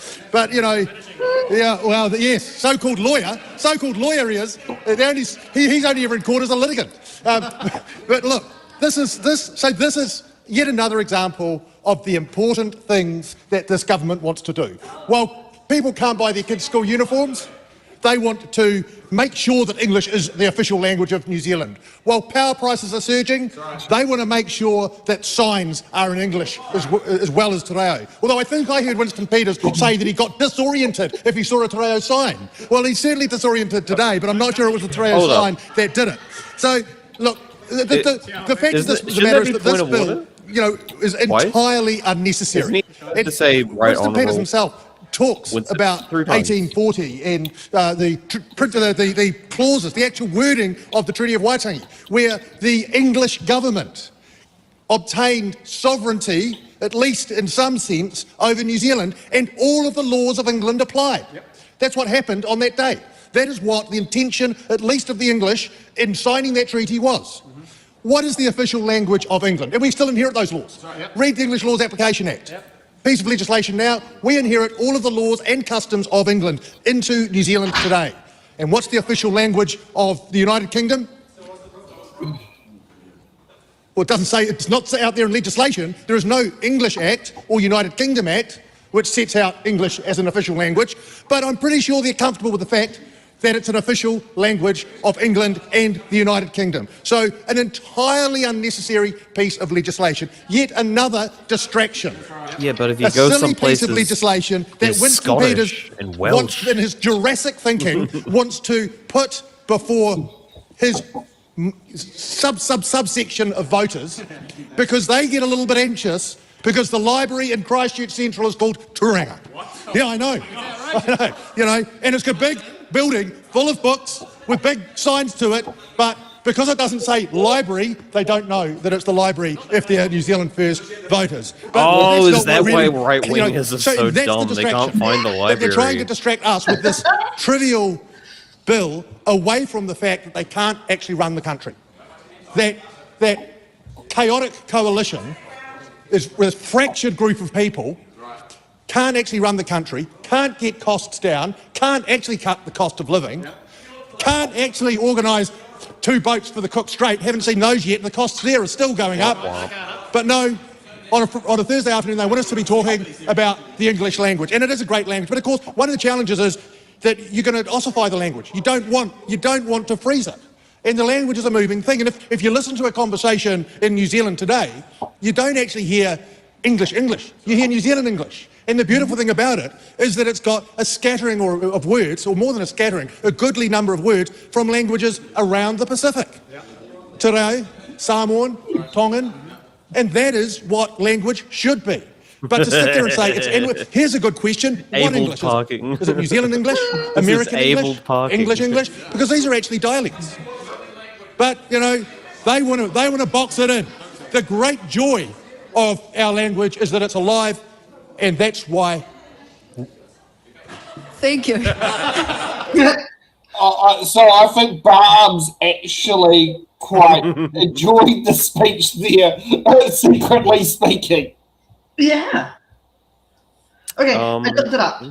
Right? English is the de facto official language of the United Kingdom. Although there is no de jure legislation making English the official language, it is the primary language across all 4 nations. Mm-hmm. But if you go per nation, I believe in Wales, Welsh is probably... Yeah, and I think in Ireland, it's Northern Ireland, it's Gaelic. I assume so. I know it is an actual Republic of Ireland. I don't know about Northern Ireland, and I presume Scotland too. Scotland's its own weird little kettle fish. Yeah, whatever. They voted like it was legal to be trans or some bullshit. Oh, I mean, yeah. They're weird. It's a weird country that has their own little knickknacks. Coming from the place that literally has men wearing skirts, they're just like no. Yeah. Okay. Other Indigenous languages have official status in their respective regions or are protected, including Welsh, which has a co-official language in Wales.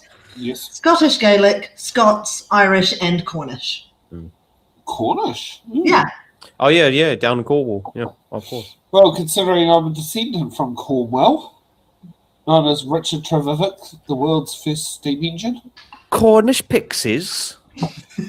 Esky pixie pescaroni. How you know, like the fact I'm a descendant of Richard Trevithick, and that's where I get my 6th generation standard for coming to New Zealand is from that descendant. Mm. Yeah, it's yeah. Okay. No Pictish, unfortunately. Let's get with the MP for Auckland Central. Chloe also, to Duncan Webb, by the way, you ignored me. I know that was you on that boat in Lake Hawea. I said your name. I waved, but you ignored me. I know. Where were you in Lake Hawea? Because Lake Hawea is near Wanaka. Yes, yeah. It was definitely him. He was talking to a mate. I just, I was like, "Hey, Duncan," but I just sort of said, I was like, well, I'll leave him because I assumed either he heard me and ignored me, or he was just too busy talking to his friend. Either or, I was just like, oh, well. But it was definitely him. Yeah.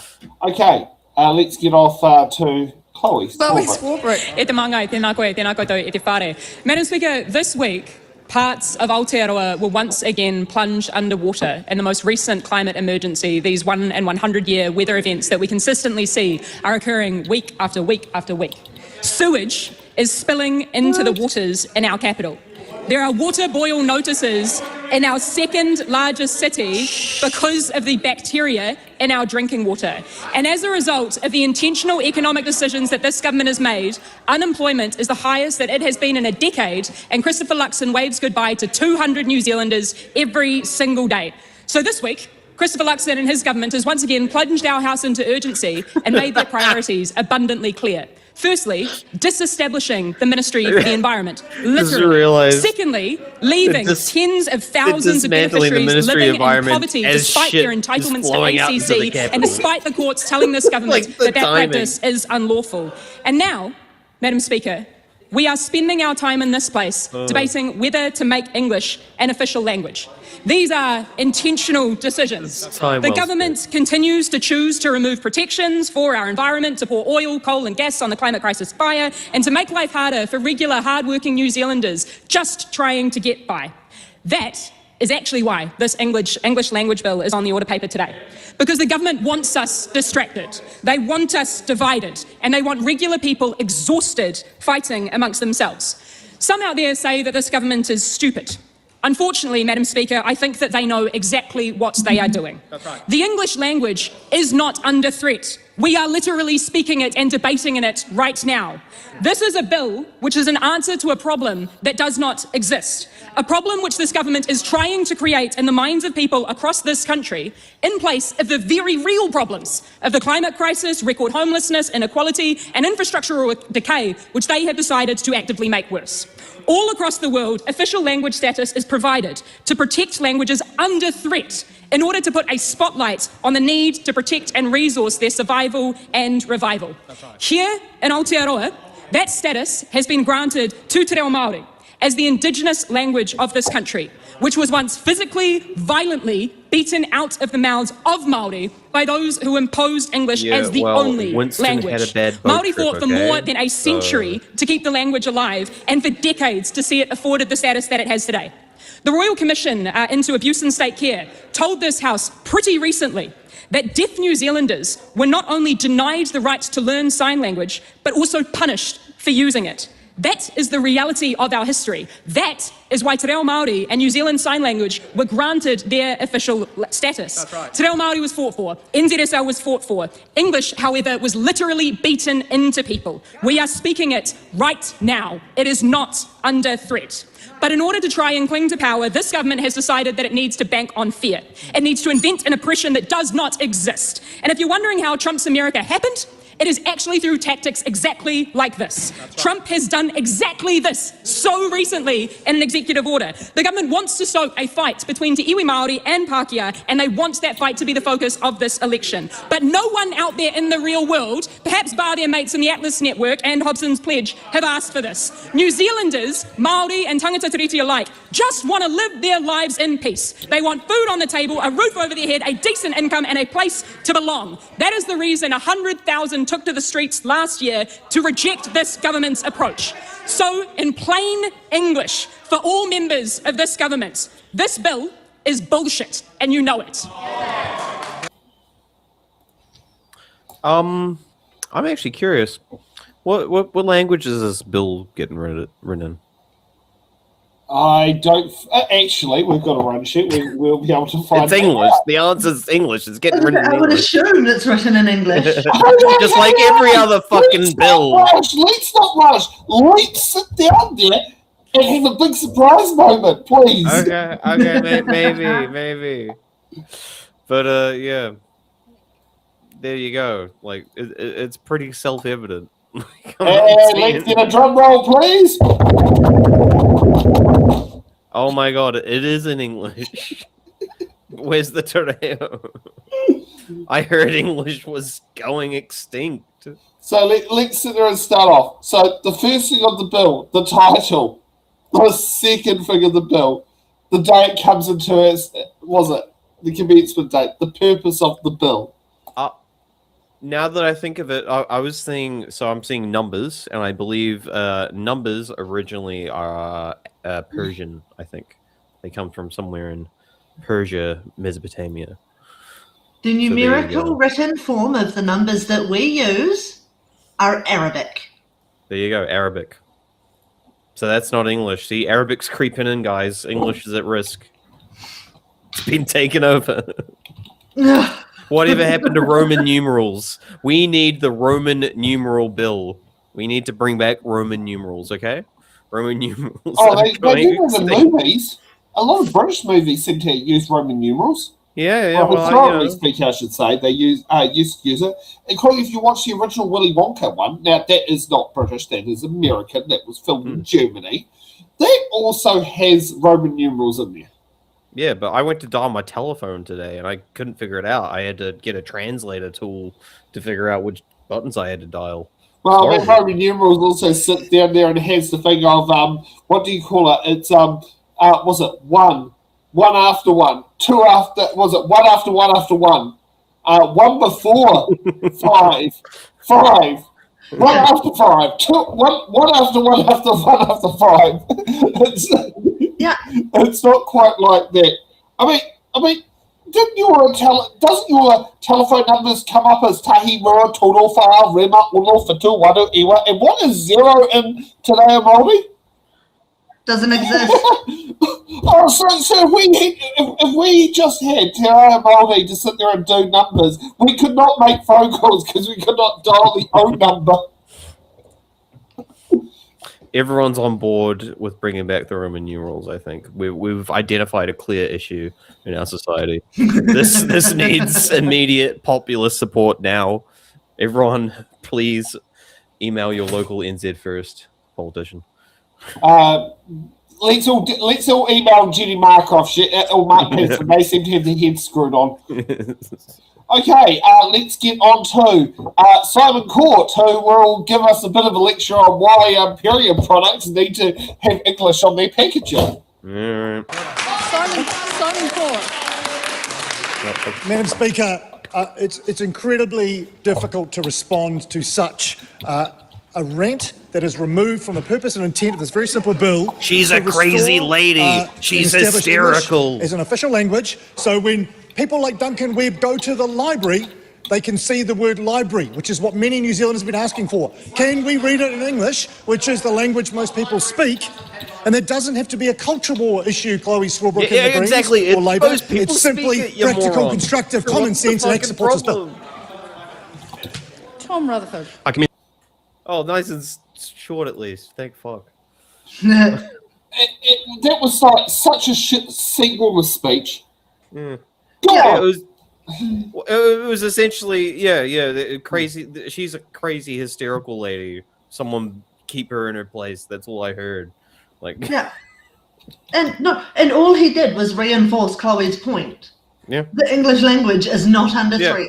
Yeah, we all speak it. It's like, yes, we do. So what's your concern? Why are you wasting this time right now? Did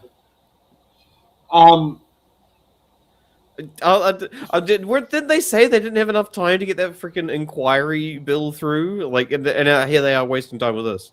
No, they wouldn't need to put a bill to the inquiry on the COVID. That can be done at a government executive level. Oh, whatever. They were saying they didn't have enough time, though, was their whole explanation why it's happening right before the election. But case in point. Yeah.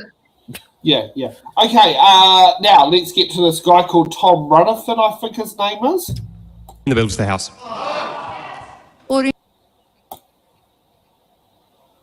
And we're done with Tom Rutherford. Before the last video even finished. Yeah, the camera didn't even get on. I commend this bill to the House and then sits down. Yeah. Which we heard happen in this video. I know, yeah. Okay, who's next in there? Oh, Lenny Kypra! Oh, this is going to be interesting. Ooh. Simon might have a point there, by the way. They might be jealous that they Lenny can do Kypra. that. E te pika, hea ha te aha ka paha wai tēnei pire. I ahu mai tēnei pire I hea. He aha ngā hua ka puta kia ngai Pākehā, nō rātou tonu tēnei reo. A tēnā are taringa mai ki te reo rangatira, ki te reo Māori, ki te reo tuatahi o tēnei whenua. He reo I whakamanatia e te ture I te tautahi mano iwarau waru te kaumā whitu. Kua tata ki te hoko rua tau, e toi tū ana te reo Māori I tōna whenua tipu. I tae ai, nā ngā moni, nā ngā toto, nā ngā heke ngā tōta a te momo pērā I hana te hemara, mā I kawe mai te petihana reo Māori ki ngā tepe o pāremata I te tautahi mano iwarau whitu te kaumā rua. I mautohe te iwi Māori I rātau, I te ki te ngaiho, I te mate a moa te reo Māori. No tēnei rautau noa nei, tīmata I te whakarauoratia o tēnei taonga te reo Māori. A kai te rārangi mō ngā reo kua tata kore haha o UNESCO, te reo Māori e tiaki mai ana. Kai ngā kokonga o te ao te reo Māori e rere ana I te pika heoi, I konei I Aotearoa nei. Kai te tohe nui tonua ngai pīkoko ki te reo Māori, kia ukaipo anō ia ki ōna kāinga, ki ō mātou hapori, kia ora tonu ai tō mātou ahurea. O tira, kai te ākina rawatia e ngā ngaru nui o whakatoihara, o kūare, o ngā kaukino o manawaho hūngorungoru. Nō ku e pānui ana I te pire nei te pika me te whakarongo ki te toki pūhuki nāna I whao, I tēnei pire, ka whakaro ake ahau. Hea tāna e whai nei. Ua ka kitea he tauira I te ao e mana nei te reo Pākehā, nā klau I tonu tērā kōrero. Ko Amerika me kānata noi hokua pērā, e tika ana kia whaia Aotearoa I a rāua tauira, ine? Hea te hua o te pire nei me he mea e I tāna te reo Pākehā, hei reo matua ki Aotearoa, a puta noa I te ao. I nā ke te nui o ngā tauira I te ao e ki te ai tātou ko tā te ture, he tiaki I ngā reo. Pēnei I te reo Māori e tata ana te kore haha. Hea hai, I nā ke te nui o ngā tauira I te ao I kōrerotia, ki te ngaro te reo, ka ngaro te tuakiri tangata, ka ngaro te iwi. Ka riro hoki te mauri o te mana Māori, te mauri hoki o tēnei whenua. E te pika e mate ana te reo Pākehā? No. Me pau he moni anō ki te whakaraura I te reo Pākehā? He mahi ka riro ki ngā whānau e pōhara ana I te motu mā tēnei pire hou? Kua raru nui a Aotearoa I te whanaketanga o te reo Māori, aha kua ko tōna te kaumāwaru ōrau noiho mātou e mōhio ana ki te kōrero. E whakatumatumangi ana te iwi kōrero Pākehā o Aotearoa I au I taku reo Māori, ka hore. Hea ha tā te minita nāna tēnei pire I whao.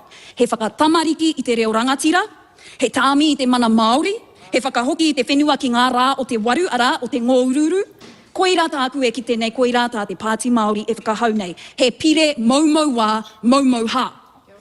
Ko tā te tiriti o Waitangi e te pika, he tiaki I a tātou reo katoa. Pai atu ki ngā reo o ngā iwi, nā rāua tonu te tiriti I Waitohu, hei painga mō Aotearoa tāngata katoa. Me mana te reo Pākehā e toitu ai te tiriti, ka hore. Kia hahua ke ahau e te pika I te wāhanga tuarua o te aho matua, hei kai mā te hinengaro o te minita nāna tēnei pire. Wāhanga tuarua te aho matua rua I ratahi e ki ana he tapu ngā reo katoa. Nō reira, me whai koha ki ngā reo katoa. Mō ngā tamariki kia rua ngā reo.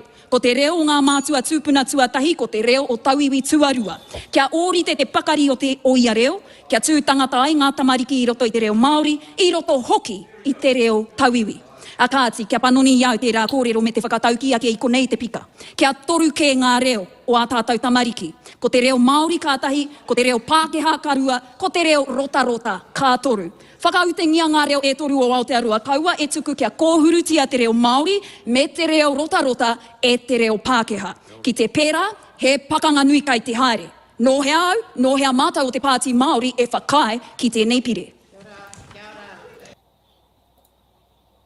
And thank you, Parliamentary Services, for translating that for us so we could understand tonight. That's interesting, because they don't seem to translate the other direction. Weird. Yes, you're right. It only actually has the option for the translation, for the subtitles in English. It doesn't actually offer Te Reo Māori subtitles on the Parliament's website. That's actually a good point. I thought Māori was favoured, though. I thought it was the special one, and it was taking over English. What? That doesn't make sense. Actually, that could be a good question with it you becoming. Okay, and will Māori become such a dominant language at Parliament that all speeches will be translated today are live? I mean, they better be. Honestly, I'd like that. If that was somewhat the result, that wouldn't be the worst thing, because I would love that with everything. I would love that to be mandatory on TV, Māori closed captions on everything that you can enable, and vice versa with the Te Reo channels. Because I always see it comes up on YouTube all the time, the Māori news, and the titles are in English, and I always go, oh, okay, that's something I want to watch. I'm interested in that story, and I can't watch it, and they don't have the closed captions in English. I'm like, damn it. Because if it's Te Kanakere, it was the main show used to not have the English subtitles because it was live. But the reruns that were like, they used to rerun like twice in the night. Because when I worked at BP, it used to be on like twice. Like it used to be on, we used to see on the graveyard shift, and on the graveyard shift, the repeat used to actually have the English translations on it. Mm-hmm. And I'd say we are neglecting sign language a bit too, but I don't think we need to do that for subtitles, thankfully. No. Okay, hold on. I wanna jump us back a step. Right, you were asking about the te reo number for 0. There is no concept of 0 in Te Ao Māori. So we use kore, which represents nil, null, void, or a profound philosophical state of potential. Whoa, deep. Yeah. It is also used to say no.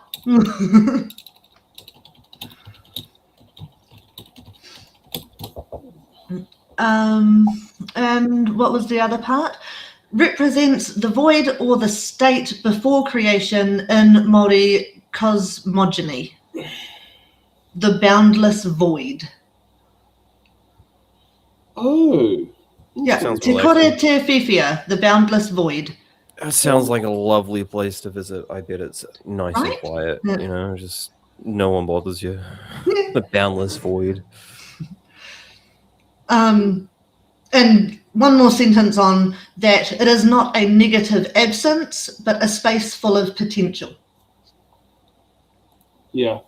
There you go. They're touching on like some quantum physics shit there. So Some haunted physics shit. I love it. Yeah. I mean, is that what they wrote over here, like through the Pacific, like just endless potential? Yeah. Basically, they knew that there was an endless potential. I mean, yeah, if you think for about it that way, land. that philosophy does gel with that the concept. Absolutely. Yeah. Yeah. You see this endless ocean of potentially nothing, and but it's endless potential as well. Could go anywhere. Yeah. Okay. Let's get on to, ironically, Cal Bates. Oh, Bates. Madam Speaker, English has long been a de facto language in this country. This bill simply recognises that and makes no other changes. I commend it to the House. He's the Zionist, right? No, he's. I'm not sure about Zionist, but he's the one who's got a bunch of undeclared properties. A lot of properties. I think he might be very pro. I can't remember if it was. It might have been Simon Court or something. That must be Simon Court then. Yes, but Simon Court is it, basically takes any offence of criticising Israel. Is a free speech. His free speech principles fly out the window. I see. So was it this guy was in the religious cult? No, that's Hamish Campbell. Oh my goodness. Sorry. I know. There's so many backbenchers. No, it just remember that Carl Bates looks like he could be Goldstein's son from the ASB ads. It doesn't help they all wear the same bloody suit as well. So you know. Sorry, Tiana Tuiono wears the same. Was it blazer in Parliament as well? They're all middle-aged white men wearing the same suit with glasses and receding hairlines. Because conformity. If they all look the same, we don't know who to blame. Maybe this is maybe that's a way you get selected for the national pay list. Yeah. I mean, it might be.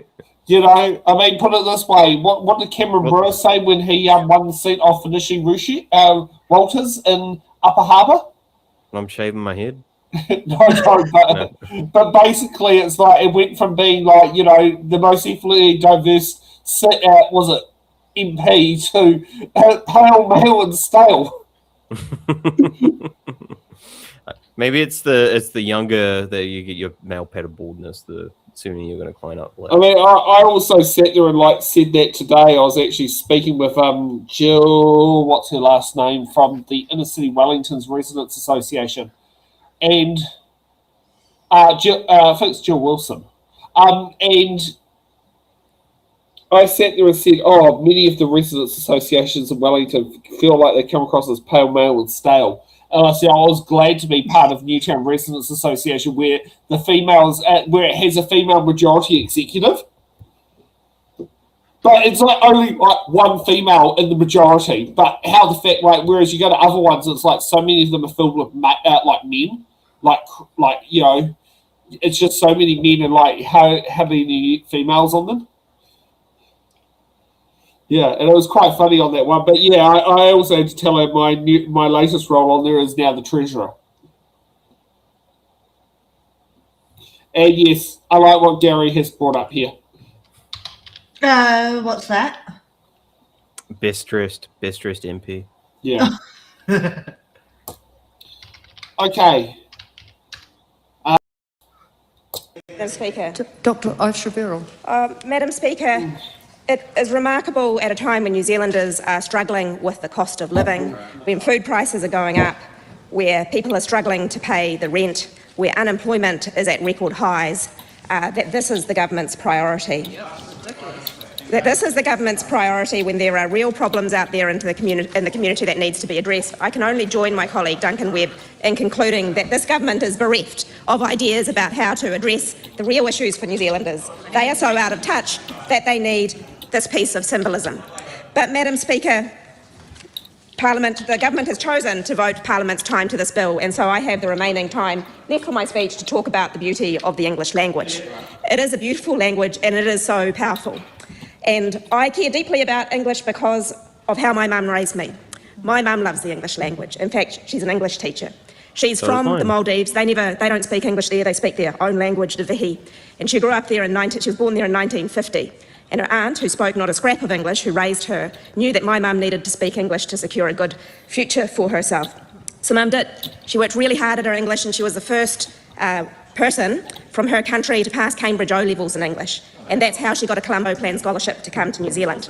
She loved English so much. She went to Otago University, she went to Teachers College, and by the time I was born, she was teaching New Zealand students English.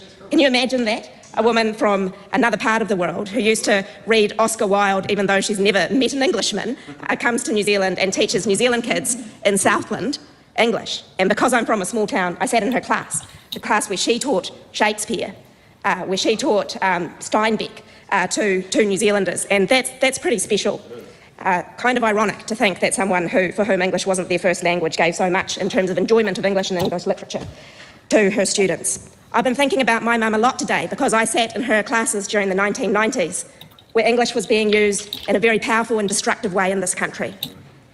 Some politicians were making claims about there being an Asian invasion in the 1990s. Someone in our class raised that. They asked questions about Asians, and my mum, feeling bigger than her 5'0" stature, took on those racist questions posed in our class and said to the students in our class not to believe what you might hear from politicians. Now, we had a discussion as a class and that matter resolved itself, but that wasn't the case all the way around New Zealand in the 1990s. Remember, a Somali refugee family had a burning cross erected on their lawn because New Zealand politicians, some of them were indulging in race baiting. I remember that. That was what was happening in my childhood. Part of the power of the English language, yes, it's beautiful words, but when we speak in the English language, we have impact beyond our words. As politicians, we create permission for people to do things outside this house. So that's what happens when politicians indulge in racism. The English language can be used as a weapon, and that can lead to people having violent acts committed against them. It can be used to people being insulted and humiliated. I remember after that time, Mum and Dad went up took us on a long drive to Christchurch, And we went to the supermarket. Mum was helping my Pākehā grandma with some errands and offered to do the shopping for her. Me and my sister were in tow. I can't remember, maybe I was about 12. My sister, she's now a lawyer, and whip smart, younger than me, was with me. And I remember, and it was all during this time, how my mum's cheque was declined because we don't take foreign cheques. I mean, it had the Bank of New Zealand's name written on that cheque and her address in Te Anau. That was the climate at the time. I fear that we may be approaching that time again. And I remember a man who stood up in this house and condemned Winston Peters for that, and that man's name was Jim Bolger. Just a moment while I go and grab my checkbook. Pause the show, everyone. I believe you still have one of Oh, those. you guys can talk. Oh, okay. I mean, we've got potentially 2 more speeches to go, but that's best one of the night so far. That was that hit close to home. That was pulling life experiences. That was great. Yeah, that's interesting. Thoughts, Stacey? I can't. Yeah, I remember all the absolutely disgusting rhetoric about the Asian invasion in the 90s. Like, and I was a kid, and that kind of thing sticks with you. And That continued through to like the 2000s. Exactly. Because we had it ingrained to us as kids that Asians were bad. And it takes a lot of self-work and self-re-fucking programming to get sort of shit out of your own head. Yeah. And to every single Kiwi of that time who did that work on themselves, you rock, mate. Good on you. And everyone who didn't, yeah.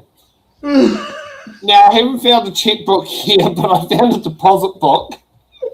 This is my foreign bank deposit book, according to that racist that denied the check for Aisha Vera's parent. It's from the BNZ. It's got an 02 bank number and a 0506 branch number. And look, I found this one. Now, this is really going back to the day. Notice it was called the Bank of New Zealand. And look, it's got the 02 bank number and the 0733 branch number. And it does have a Māori word on there. It's called Parapara Umu. I have no clue where the fuck to send that check. Where would you send that check? No, it's a deposit book, so you can only put money in the bank account. Well, they don't even do deposit books anymore. I had a deposit book for the coffee cart, but it what was it? How many deposits did 1, 2, 3, 4, 5, 6, 7, 8, 9, 10. Oh, there's a lot more that got put there. Oh, that one's empty. 11. There was 12. Pablo Escobar? Oh, yes, no. No, because Nikki did the deposit book when I went to Armageddon in 2016, and then Luke would have had to use the deposit book in 2017 when I went to Armageddon. That explains why there's actually quite a few slips have been used there. Because when I used to always go to the bank, I used to just use the card because I was the account holder. But yeah, that is a good point. The fact the deposit books were, there were quite a few deposit slips written from the business. What's it called? Deposit book. Yeah. Well, we've hit that time now. We've finished watching enough speeches from our MP, so let's get to the bills that will be coming up. Now, just a little bit of a cheeky one for me. If you want to help sit there and keep me employed, please sit there and go and do some ordering from Moshams here. Now, here's the great one is, local body elections happened. We still, as ourselves, and it's in the ballot, have not done our submission. Sorry, it's taken a bit longer. We had to do an urgent one put in this week.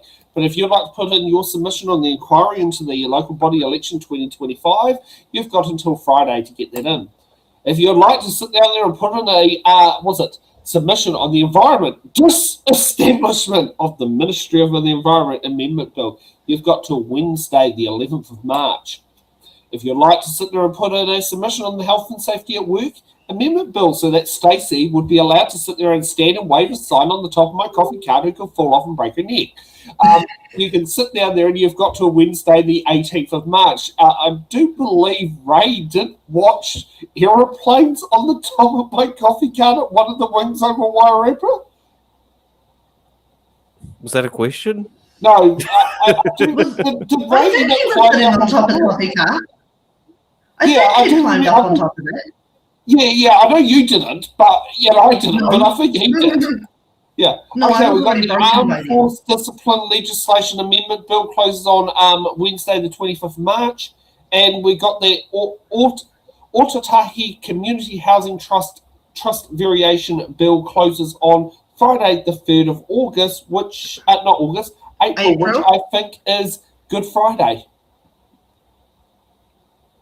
Probably. The 5th is Fox and Easter Fair, and that's Easter Sunday. Then probably.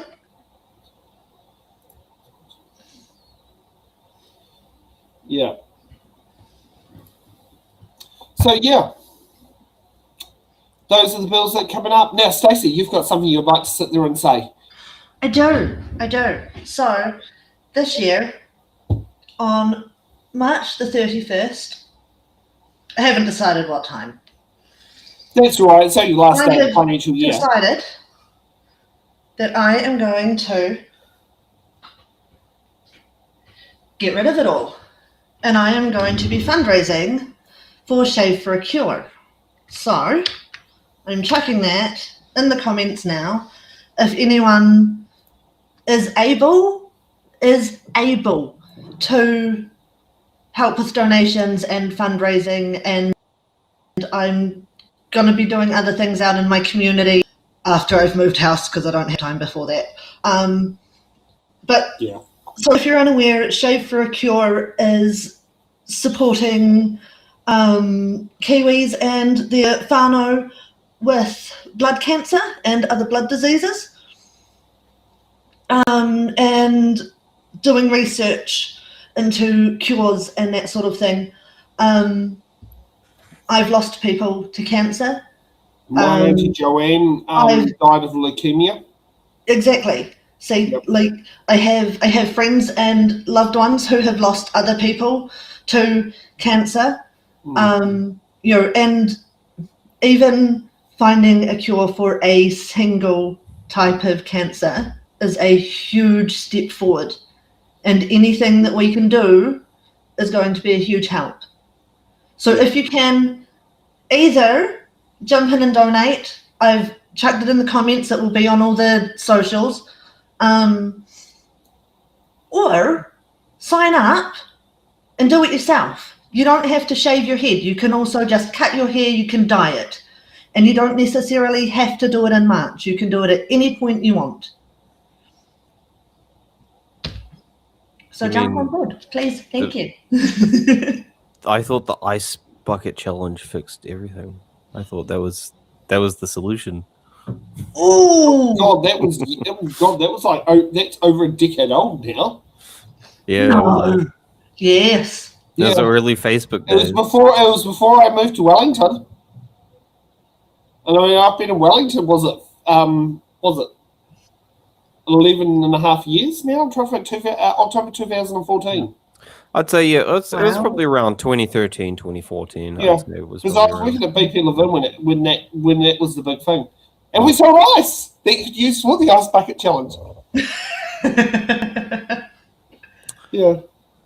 So, any other queries, gripes, groans, moans you would like to sit there and add before we disappear?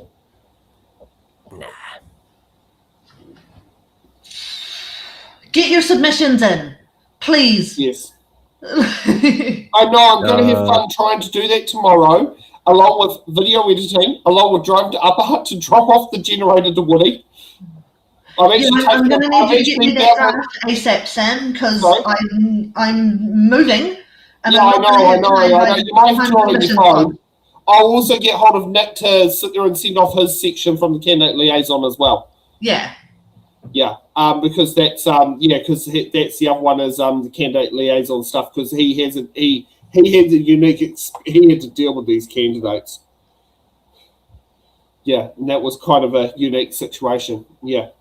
Okay, we will see you all back here next Sunday with no Stacey.